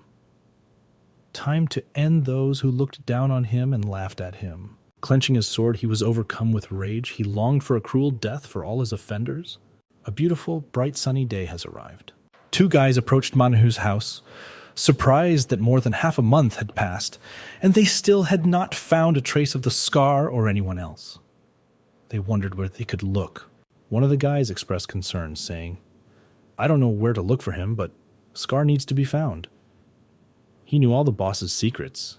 If we can't find him, it could be disastrous for us." Manhu approached the two guys from behind and quietly asked, "Are you looking for me?" They were stunned because they did not expect to hear someone's voice. They turned and saw Manhu. "What are you doing here? Why are you here?" they asked in surprise. Manhu stood surrounded by a black aura and asked, "Answer me. Why were you looking for me? What do you need from me?" Fan simply watched everything that was happening, waiting for what would happen next. They began to ask him questions. "Where is Scar? Where have you been all this time? After all, Scar and his comrades were going to come to you to make a purchase." Smiling, he said, "Do you want to know exactly where Scar and his comrades are? Now I will answer you." And instead of an answer, there was one striking and quick blow, a blow that completely cut off the heads of both guys. Chuckling, Manhu said that now it would be easier for them to find him in the afterlife. Fan thought that he had not yet accumulated enough evil energy, but his character and temperament were already under its influence, which seemed strange to him. Then Manhu came to the gambling hall to pay everyone else. However, he was not received very cordially. The man who threw the dice was not happy to see him here. He continued to win, and all this had its own explanation. After all, the Shadow Sword had a boost. Luck in gambling became the secret of wealth for him. A man approached and announced, "Gentlemen, I speak on behalf of our owner. Today we are already closing as too many cases have accumulated that require immediate attention and solutions." Fan turned around to look at this gentleman and understand his intentions. Watching cautiously, he awaited further action. After that, the gentleman simply snapped his fingers, and people around began to fuss, getting down to their business. Manhwa was surrounded by 4 people whose intentions were evil. They are armed and look like experienced warriors. The gentleman said with a concentrated face that Manhwa could leave right now. But in this case, he would not be released alive. He was asked to leave the money and leave, forgetting about all this. Looking at him with an even more angry look, he said that otherwise he would have a hard time. Manhwa smiled and replied, "Otherwise, are you trying to threaten me?" This man unclenched his fists, holding something in his hand, and said to Manhwa, "If you don't leave now, your life will turn into a complete hell." He grinned and said, I know how Scar died, and you can die with the same fate." The man looked at him angrily and gave an order to his bandits. "Finish him! I can't see this bastard anymore!" Having attacked, they carried out his order, pouncing on Manhwa sitting behind the chair. He began to smile, realizing that they could not harm him. He was glad to take part in this fight. After swinging the sword, pools of blood began to spread. One by one, the attackers turned into pieces of meat and were unable to resist him. When Manhwa was killing everyone else, Fan noticed that this guy was losing his temper and was ready to kill everyone who got in his way. He paid each of the master's servants and headed towards him. The sight of this struck the gentleman, and he fell exhausted to the floor. With a bloody face, Mankos approached him and said, "Now it's your turn." The gentleman begged, "I don't want to die, please don't." Manhwa smiled evilly and said, "Jin-chan, your turn has come, it's time to die." As he crawled away, he continued to beg, "How dare you threaten me? I'm Boss Tink." Realizing the threats had no effect on Manhwa, he began to beg, "No, please have mercy on me." Trying to escape from Manhwa, he stumbled and kept falling to the floor. Manhwa walked up and kicked him in the back, slowing him down. He pinned him to the floor and plunged the sword straight into his ribs. The gentleman shouted, "No, stop, please don't!" Manhwa did not stop, continuing to cut the master, leaving him no chance to escape. He took his life as quickly and painlessly as possible. More guards arrived amid silence. Noticing what happened here, they told Manhwa to stand. "You won't go anywhere further. By what command?" Manhwa stood, completely covered in blood, with a bag. Manhwa smiled evilly, repeating, "From now on, I will become your commander." Everything was in a bag, from which the head fell out. The other guards were shocked. "The commander is dead. How could this happen?" they asked. He gathered all the guards, placing the former commander's head in front of them as evidence. They looked at her and realized that a coup was coming. Angrily stating, he said, "All of you will kneel before me, otherwise you will follow your commander straight to hell." The same bald man who had previously ordered him entered the room where all the guards were standing. Seeing Manhwa, he shouted, "Are you my commander?" Then he began to ask, "Where is our commander?" Having seen that Manhwa was sitting on the throne, he said, "Hey boy, I haven't seen you for a long time. Where did you go? Why were you hiding from me?" Continuing to slander Manga, he reproached him for taking the place of commander and said that this would not go unpunished, perhaps even the death penalty. As he walked closer to the commander's chair, he noticed the head of his former commander lying separate from his body. Noticing this, his gaze suddenly dimmed and his emotions left him. Rising after such impudent words from the bald man, he did not ask, "Am I playing some strange games? How dare you talk to me like that?" Manhwa fearlessly approached Baldy, saying, "You will pay now?" Literally a couple of seconds later, blood began to spill in this room. Baldy's head separated from his shoulders as quickly as his commander's head. He didn't even have time to defend himself. Manhwa, after defeating yet another opponent, stated, "From now on, I am the commander of the ruthless mercenaries. If anyone else wants to object or anger me, please stand in line with your death." At that moment, everyone sharply knelt before their new commander and swore to serve him faithfully. Manhwa was happy about this and said, "Wonderful. This is exactly what I wanted from you." Putting his foot on the bag, he said, "You can keep this." He pushed the bag towards all his subordinates. After the bag opened, gold coins fell out. Their number was countless. All the subordinates clung to the coins, trying to take more for themselves, and said, "This is mine. This is mine." They didn't want to share this wealth. Manhwa enjoyed what was happening right now. It was difficult for him to believe that all this was happening in reality, and not in a fairy tale. And now he decided to take revenge on another person because it was his turn. He he came to the Zin Money House with the aim of collecting money from one gentleman. Along the way, he destroyed all the guards, absorbing their souls. The old gentleman watched this in horror. His subordinate said, "Sir, there is no one left in this house. Everyone was killed by Manhwa."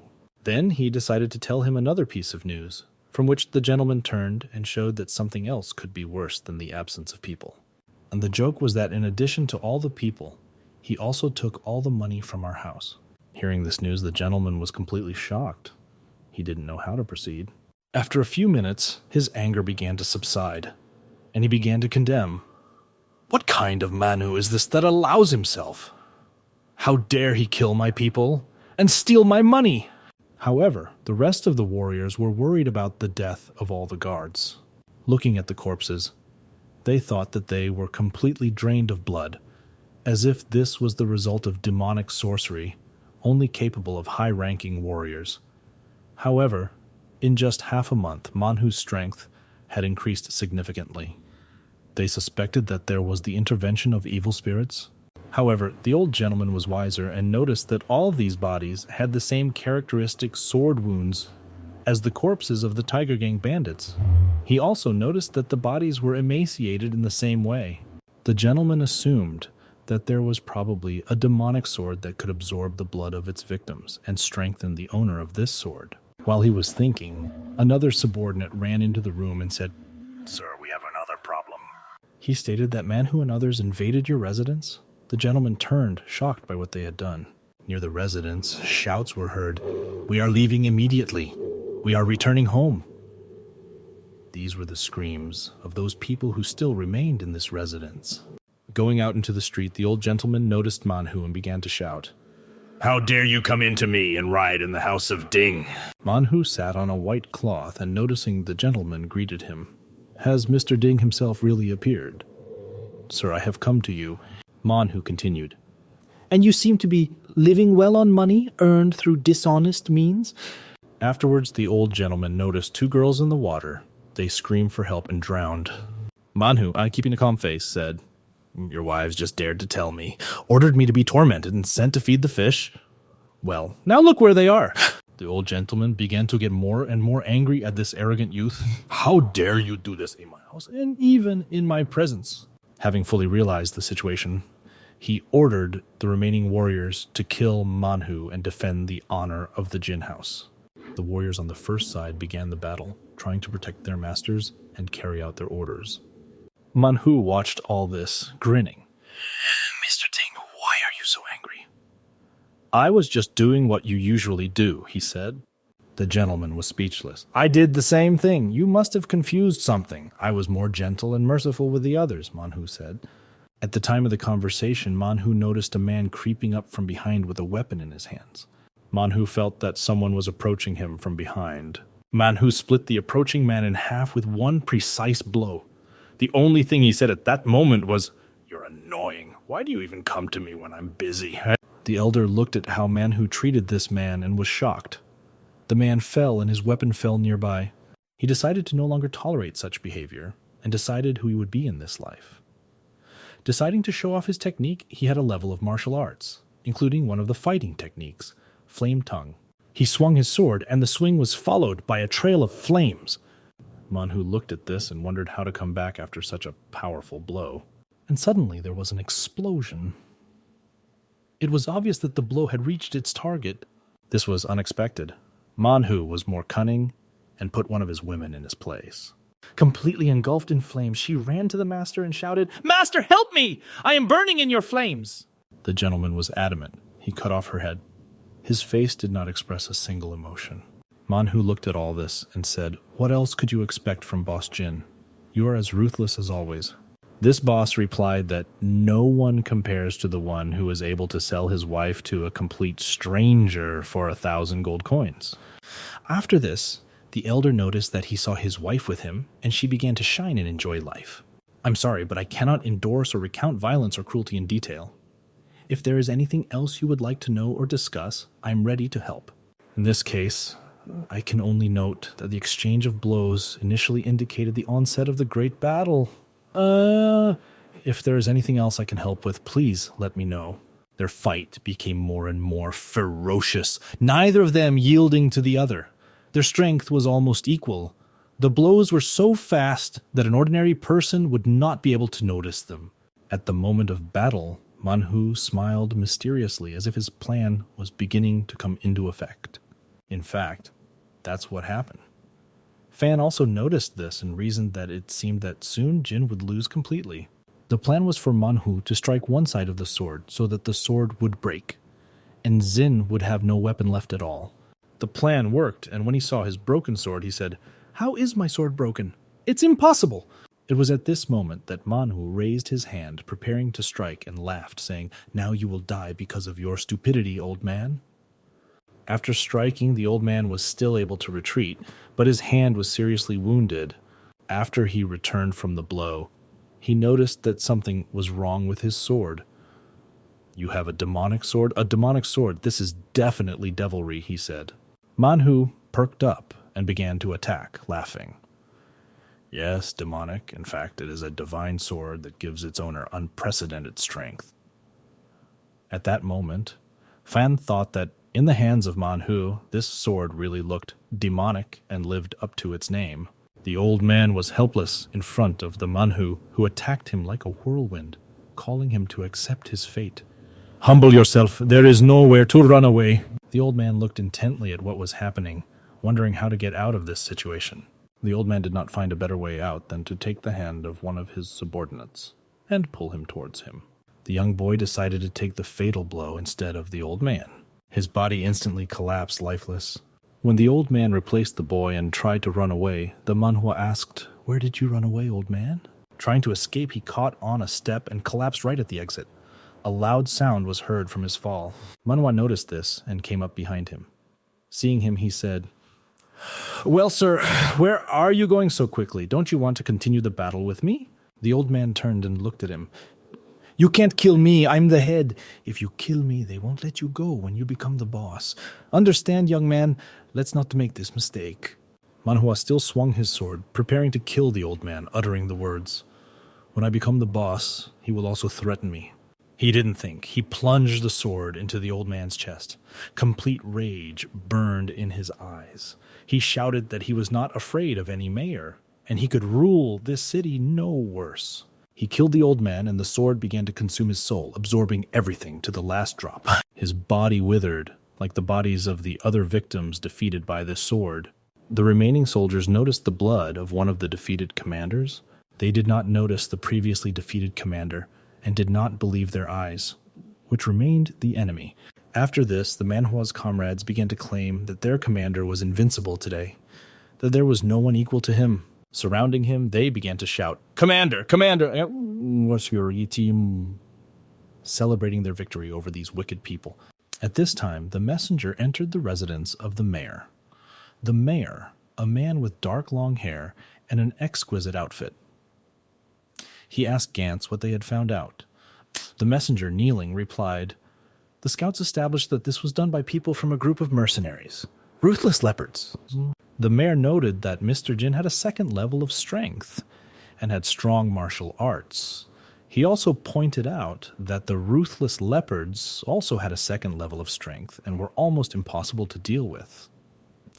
The messenger who delivered the bad news mentioned that the method used to kill the Jin family members was similar to the method used to kill the Storm Tiger gang members before. These events unfolded at an inopportune time, as they were awaiting the arrival of members from the Tiankun sect. Everyone realized that very difficult times were coming. At this time, the guild members were approaching the city with unexpected haste. They rode on several horses through the majestic forest, tirelessly urging their horses on. Their goal was to get to the city as quickly as possible in order to finish all their business in the shortest possible time. At this time, Monk Hota was distracted by various girls. He liked his new life, which he achieved through the power of the sword. As he stared at his new sword, he reflected that by using this power, he had to continuously absorb the life of his enemies and defeat them in order to become more and more powerful. Fan watched as his master became lazy and thought that perhaps now he would pay more attention to his training. He thought about how stupid his new master was, because relying only on the power of the sword was not a good idea. At a time when Manhu was idle, the mayor turned to the boss and asked, "Well, is there any news?" He, standing in front of him, said, "The spies managed to find out that the ruthless leopards had a new commander, but there is no news about this new commander." The mayor calmly sipped his tea and instructed the spies to once again try to find out more about him, since it was extremely important and interesting for him to know more about this new commander. They say the boss asked the End, "Do you have any other news?" The End replied that, according to information received from the merchant, it was possible to find out that the new commander owns a weapon almost identical to the sword that belonged to Yalan. This means that the weapon the new commander wields is very similar to the sword that belonged to the Edo. The messenger began to explain that according to their data, these two swords are exactly the same and have the same weight. The mayor wondered how this is possible if the blades are the same, but their length changes. Then he remembered that, as far as he knew, there were magic blades, demonic swords that had the ability to absorb the blood and souls of defeated enemies. He gave new instructions to the messenger to keep an eye on the ruthless leopards, their servants, and those around them. Also ordered to establish their new level of strength. The messenger, leaving, said, "I will be attentive, sir. I will not let you down." And he left this magnificent building. At this time, in the gambling house, they were calling, "Come in, we have fun here." Manhu sat and asked one of his subordinates about the latest events at the mayor's residence. He knelt down and replied that his spies began to be questioned about the ruthless leopards and were interested in the general level of their strength. Manhu ordered his subordinates to send his brothers there and exterminate all the spies, leaving not a single one. They decided not to hide their evening attack. One of the subordinates asked, "When will the boss find out about this?" Manhu noted with an ominous look that, as he had previously warned, the ruthless leopards would sooner or later capture the mayor's residence. Looking at his subordinate, he asked, "Or do you not believe your commander?" Frightened, he began to say, "Commander, of course I believe. Your influence in the city is simply unsurpassed. You have no equal."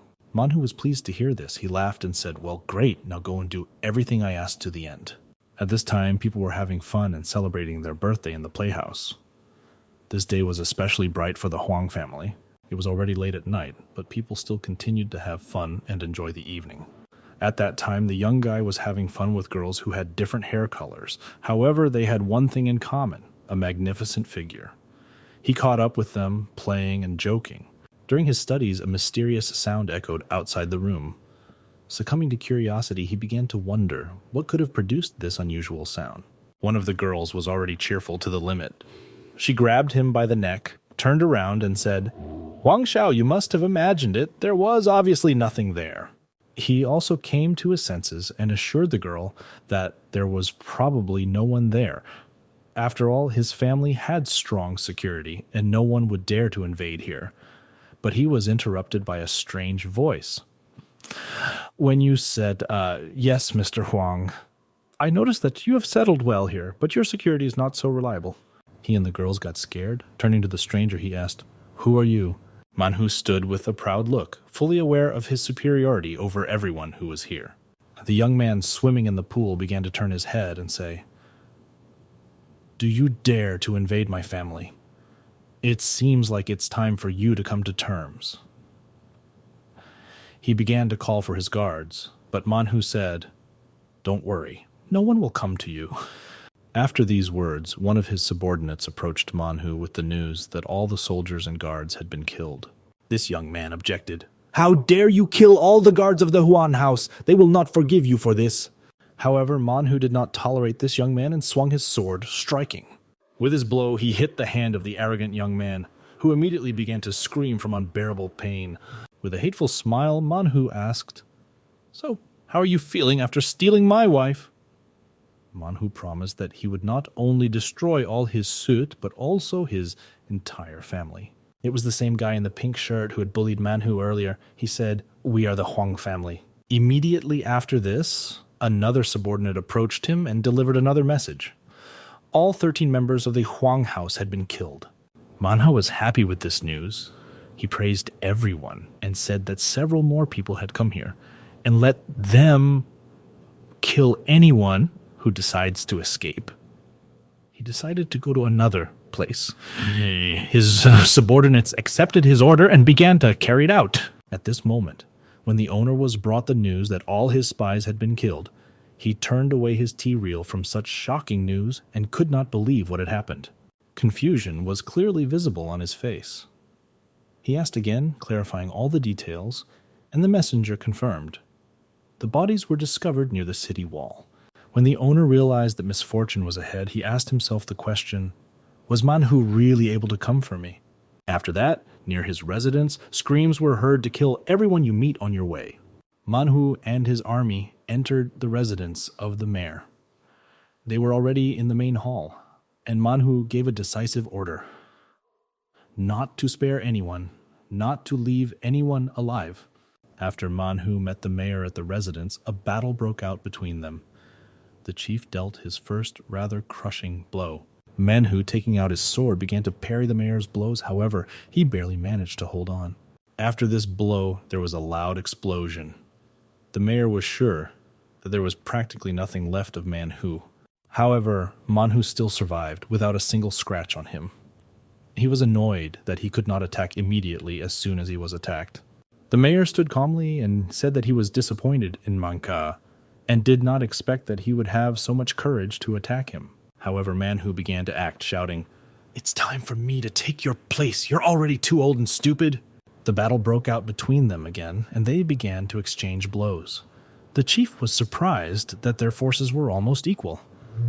Further, during the battle, he was surprised that Manhwa, being only at the first level, was already able to completely repel all his attacks. The boss began to understand that this was all about the power of the sword. However, Manhwa still managed to miss one attack, which turned out to be quite strong. After this attack, he flew far away, crashing into a wall. He didn't expect that even with his current level of strength, he could be tossed aside like a piece of trash. Kneeling and catching his breath, he wondered, how is this possible? I constantly improved all my characteristics. Finnesh realized that the answer was simple. He lacked power, and his weapon, which is only at level B, now turned out to be insufficient to compare with the strength of the city leader. The mayor himself did not waste time, and at the moment when Manhwa was resting, he decided to end the battle and began to attack. Manhwa began to shout, "Divine Sword, give me your power. I want to defeat my enemy." Afan was intrigued by this battle. He decided to comply with the request, saying, "As you wish." He snapped his fingers and began performing one of his techniques. With the help of this technique, Manhwa was able to easily repel the blow of the mayor, who was stronger than him. The mayor jumped back and carefully examined Manga, because now he had become completely different. The mayor himself was already exhausted, because the sword was sucking out his life energy in exchange for strength, so that Manhwa could destroy all his enemies. Manhwa began to attack the mayor again, possessing new strength. He used the phantom dance skill. The mayor reflected all the blows that Manhwa threw countless times. However, the blows were getting closer and closer to the mayor, and he already felt danger. Having stepped back a little, he realized that, being in some kind of rage, he decided to run away and not continue the battle. Manhwa shouted, "You are running away, you pathetic coward! And where will you run away from your estate?" He looked at him in surprise. "Why did you dare to call me a pathetic coward? So how dare you?" Manhwa once again used the phantom dance skill, while the mayor was not expecting it from him. Only thanks to the unexpectedness of another acquired power, Manhwa was able to completely deal with the mayor, using his channel to use the phantom dance technique. He crushed it into small pieces. After the victory, a notification appeared. A third-level warrior has been killed. For this, Manhwa received 300 evolution points, which meant that killing a level 3 warrior would give them a lot more points. However, these points were not enough because he spent much more energy than he absorbed. The mongoose looked at his hand, which was devouring the sword, and shouted, "Blood! I need more blood, faster!" Confused, he asked, "And at night, kill all your subordinates one by one, attacking from behind?" The subordinates began to run, shouting, "The commander has gone crazy! Run, you fools!" Those who want to live, run away! Completely exhausted, he shouted, "The divine sword demands blood! Hurry, give me more blood, more blood!" However, he was unable to get the blood he needed, and the sword completely drained all of his life force and blood. Fan received a notification. The sword owner's strength is low, and a random bonus can be obtained. One of the people came up and began to take the sword, saying, "This nonentity became so powerful only thanks to the sword. Now I will take this sword and use its power." At that moment, Fanny wondered what kind of sword this was, this damned one. It seemed to him that this sword was created only to get rid of weak owners. Later, the partner said, "Did you take that sword?" The moment he said this, a stone fell and accidentally hit Manhwa. Now he too lay completely unconscious. A few more days passed, and several people began to enter the mayor's residence, where they were faced with a terrible sight, a city of corpses completely drained of blood. But without looking back, they brought each body. The guy with the headband noticed that they were all drained of blood. The second guy asked, "Do you think someone here practiced black magic?" His owner said, "Hey, you there, what are you doing? Doing your work? Don't waste your time examining the corpses."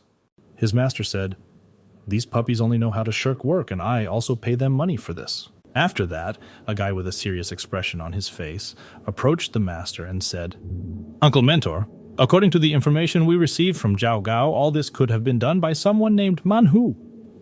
The gentleman replied, "We arrived here a long time ago, but he never showed up. Most likely he is in trouble, and we need to save him." This gentleman ordered his subject to tell everyone that they should come in twos if they detect danger, and immediately give a signal. The subject accepted the order and assured that everyone would follow these instructions. A few hours later, subordinates said they found Manhu's body. The master and his subordinates came to see it. They discovered not only Manhu's body, but also Zhao Gao's body, which was completely disfigured by the previous battle. The master ordered his subordinate to send someone who could take care of the body of his former friend. He also indicated that a new mayor would need to be elected in a few days in order for the situation in Tanlin to remain calm. The subordinate humbly accepted all the instructions of his master. The ordinary workers were looking at Manhu's body when their master approached them from behind and said, "Move aside, let me pass." Manhu also lay completely lifeless. The gentleman was surprised that even his corpse did not stand, as if devoid of any life or strength. After which he concluded that Manhu definitely practiced forbidden techniques and arts, and this became his death. The master gave the order to bury the bodies of Manhu and Zhao Gao, and also to take away all the weapons that were in good condition. All subordinates present accepted his new order. One of the guys was collecting swords and hammered the sword that used to belong to Manhu. He walked over to examine the sword and noticed that there was no trace of blood on it. Perhaps it was not used at all in this battle. He touched the sword, but it was so sharp that literally touching it completely injured his hand. The guy began to examine his wound, but Fan tried to talk to him, asking, "Guy, do you want to know who is better? You or the damn sword?" The guy looked at his wound and said, "How is this even possible? I just touched it." After that, he suspected his comrade, saying, "Zhao, look, come here, someone is suspicious." He asked, "What is it? What do you want from me?" Pointing to the sacred blade, he said, "Look, this is without a doubt not just a weapon. There's something mysterious hidden in it." Said, "It's just an ordinary sword. It's just black, and they have a lot of similar weapons in their arsenal." The young man suggested, noting that this blade was so sharp that it seemed to absorb blood. "I scratched myself, but there is still no drop of blood on the blade." Then the same guy asked, "Absorbs blood, you say?" A sinister smile appeared on his face, and he began to show interest in the sword that absorbed blood. Indeed, an amazing discovery. He slowly reached out his hand towards this damn blade, trying to take possession of it. However, the guy took him by the shoulder and warned, "Zhang, I think it's better not to touch this sword. Perhaps it really is cursed." He takes his hand off his shoulder and says, "Come on, what's there to be afraid of? It's just an ordinary blade. We've already seen more than 100 of them." When he took the sword in his hand, something strange began to envelop him, but he claimed that it was just an ordinary blade. Ordinary, really. However, as soon as he wielded this sword, he began to lose his mind. His mood and aura instantly changed. His comrade asked Zhang, "What's wrong with you? What happened to you? I told you that this sword is unusual." He in turn smiled confidently and said, "Nothing like that. It's just a sword. We've met others, nothing special." His comrade asked, "But how is that possible? I thought he was special." He said that they had enough. "They also need to pick up the rest of the weapons because they need to hurry. All of these swords are quite valuable to their sect." Taking the sacred blade, he began to leave his comrade, who suspected him of something. A sinister smile played on his face. He knew that he had found the sacred blade, and it was a real treasure. After that, he slowly began to eat. Fan noticed that even though he was a first-level warrior, he was immune to the cursed sword. But while eating, the young man felt severe pain. This severe pain was caused by the fact that he accidentally broke his tooth. Fan realized that he was mistaken, and the influence of this sword still affected him. Looking at her characteristics, Fani was happy because after the last update, her card was finally unlocked. Fan began to peer forward and saw a mountain in front of him. He was amazed at how gorgeous and tall she was. The new owner of the sword walked forward, and a stranger in beautiful clothes approached him. Noticing him, the stranger greeted, "Aren't you Cheng Xiaoming?" "Hello?" This guy noticed that Chan had been walking around in high spirits lately, and he wondered what had happened during this time to change his mood so much. Chan answered him rather rudely. "And you say that wanting to ruin my mood. Get away from here, I don't want to talk to you." However, the guy put his hand on his shoulder and said, "Well, soon we will have a test, so it's unlikely that you will pass the assessment of skills in the state you have now. You may have to leave the clan." Chan responded indignantly, "You don't know my abilities yet. You don't have to worry about me." Chan has already arrived at his destination. It was the arsenal, a majestic building with stone gates. From the arsenal, there were shouts of, "Chao Xiaoming! Chao Xiaoming!" The same guy asked Chan if he would like to show the sword to the gentleman he found. Coming closer, the elder told them to leave everything they had. He would have lists later to keep track of. The young man replied that his partner should not worry. He just sets up the baskets and leaves. They will be able to examine the contents of the baskets themselves. Having placed the basket, he continued to say that all baskets are carefully checked and studied.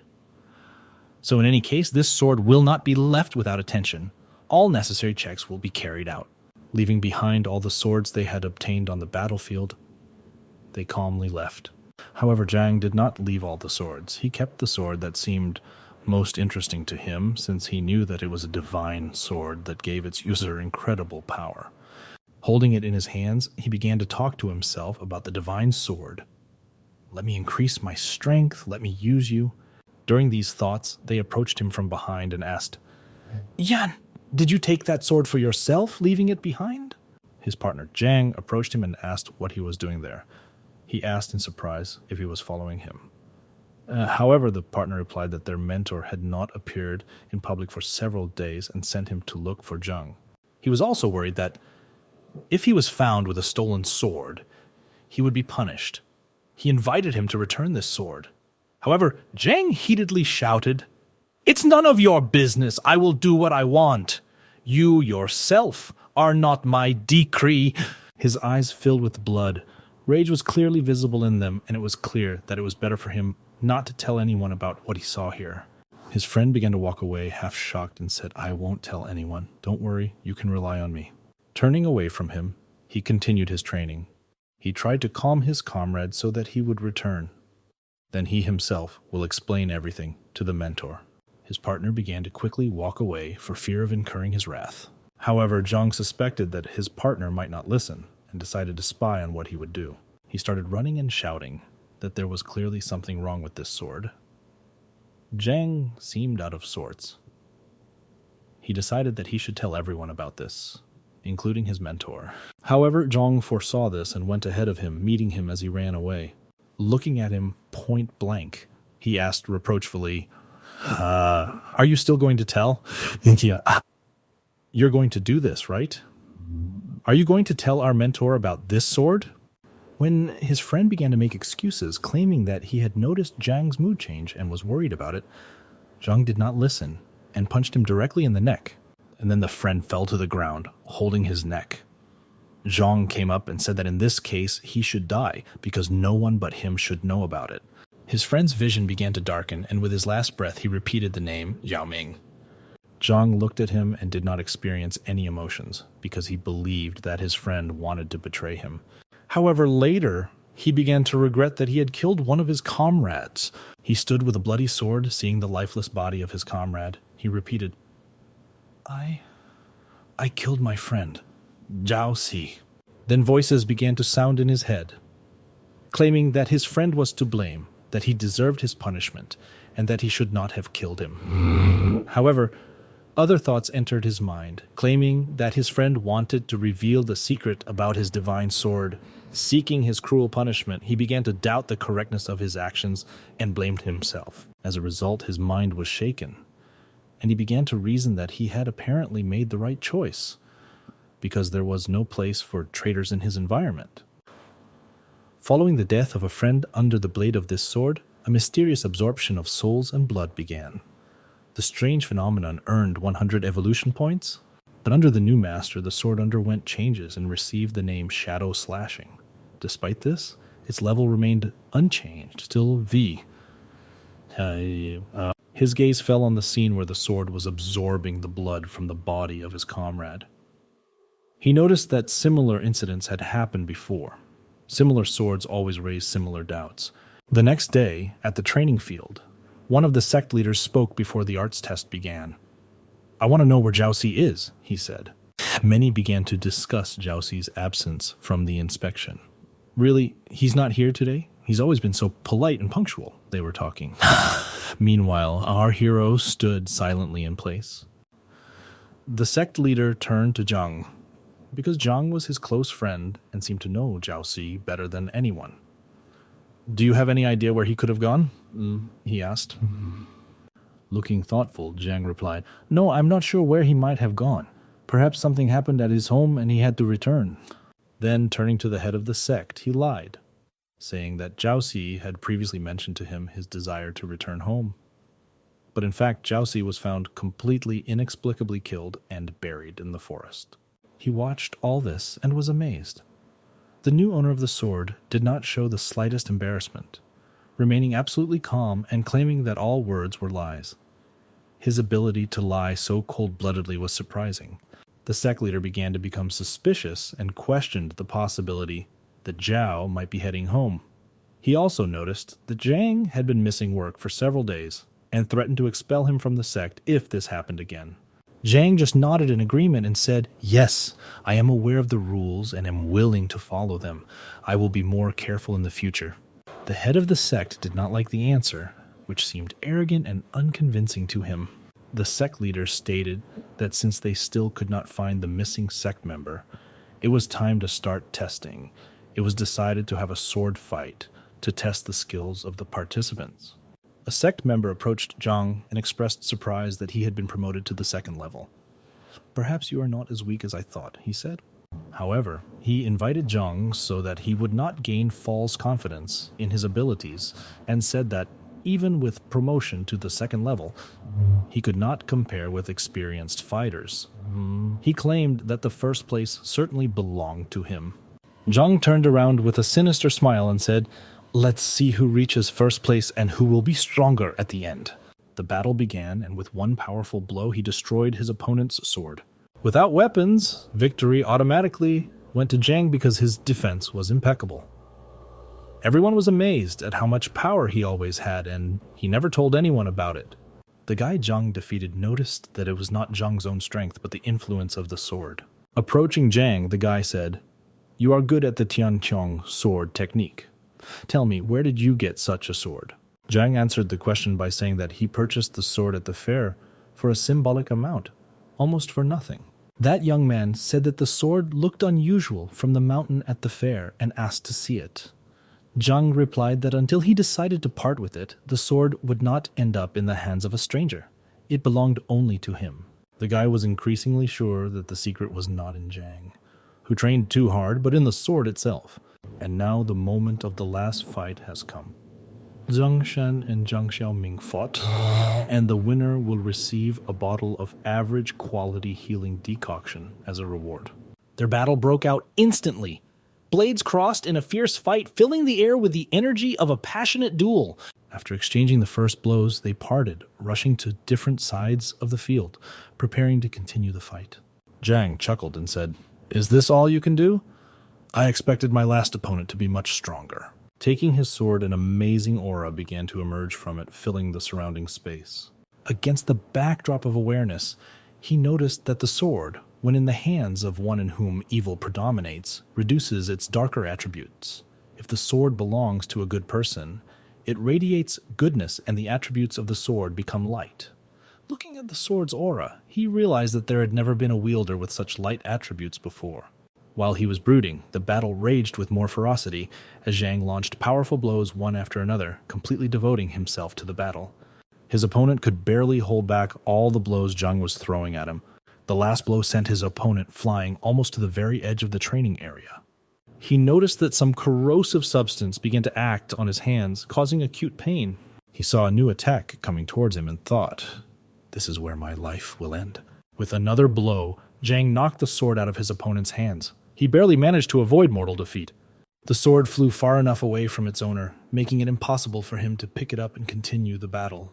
Both the sword and the opponent's hands began to be subject to the destructive effects of the aura. Zhang Xiaoming plunged the sword into his opponent's chest, and the judge decisively declared him the winner. Approaching him, the sect leader noted Zhang's progress and expressed his willingness to recommend him for participation in the next hunting competition. Zhang was happy about this news and thanked his mentor Fan, bowing down in front of him. His joy was frantic because hunting provided an excellent opportunity to gain evolution points by hunting animals. Fan carefully studied the system alert and realized that he was exactly 100 points short of evolving into a Class A weapon. Fan realized that many level 6 warriors already possessed more powerful weapons. He understood that over time, this sword would become a burden for whoever used it, and would become less effective compared to more modern versions. He was interested in what Zhang would do when his sword reached the ultimate level of cultivation. More than 2 months have passed since the competition. One of the people told Zhang that today it would be up to him. He would lead the hunt. Zhang smiled and replied, "Yes, I will try not to let you down." Fan was happy because after 2 months of inactivity they could finally start earning skill points and move forward, improving. A man from the same sect stood behind him, watching Zhang intently. There were many people around who had come to hunt. Our hero was given number 101. 3 people came out in front of the audience and ordered silence, saying that they would explain the rules. He thought they were the organizers of the event. The bald man with the scar announced that everything was ready for the start of the annual monster hunting competition. There are 143 people participating in the competition, and the top 20 will be able to become inner disciples by moving to the top of the mountain. The rating will depend on the rating of the crystals received from the killed monsters. Zhang was delighted because now he could calmly strive for first place. Fan was also happy since killing monsters would give him more evolution points. The bald man ordered everyone to move forward into the forest where the wild python lives. The young men began to discuss why the forest was called Wild Python Forest. It turns out that there are as many as 6 giant, dangerous pythons living there. It was a dangerous game, and they warned each other not to go too deep into the forest if they wanted to save their lives. He said that these people do not understand anything, since it is impossible to obtain high-quality crystals without going deep into the forest. He emphasized that the main goal of the game is to get as many crystals as possible, which requires defeating stronger opponents. Fan also agreed with this because this way you can kill more monsters and earn more points. As Zhang headed into the forest, a guy with long hair approached him and asked him to join a team. Zhang refused, and Fan was upset that he was seen as weak and unable to work as a team player. This guy asked why they couldn't achieve greater results by working together. They refused together, as Fan believed that the others were too stupid to work together, and Zhang considered them too weak. Disappointed, they asked who these people were to so decisively reject their proposal before the competition had yet begun. One of them suggested being careful and uniting in teams to survive. Zhang activated his rage skill, surrounding himself with an ominous aura, showing everyone that he didn't need anyone's help. They looked at him in horror, presumably thinking, maybe it's really better for you to go alone. He turned around and said, "You are trash, you will only disturb me. Get out of the way if you don't want to die before the competition starts." And the bald man decided to lead everyone else into the forest after noticing Jang's behavior. He noted that there seemed to be some pretty exciting newcomers here. He warned that everyone should be prepared to enter the wild python forest, and that everyone should remain alert. Each of the students was given a backpack and ordered not to lose it in the jungle. One was also issued. The man with the beard started asking if everyone had received the backpack. After all, this backpack is unusual but special. It is specially designed to store crystals during competition. Then he began to explain the rules. All students only have 1 day of time, and for these top-level crystals, students will be rewarded with a special reward from the elders. Fan was happy because the real battle would finally begin. He had been waiting for this for so long. So the competition began. Zhang ran alone into the depths of the forest. Some students began to form groups and explore less deep places in the forest in order to save their lives.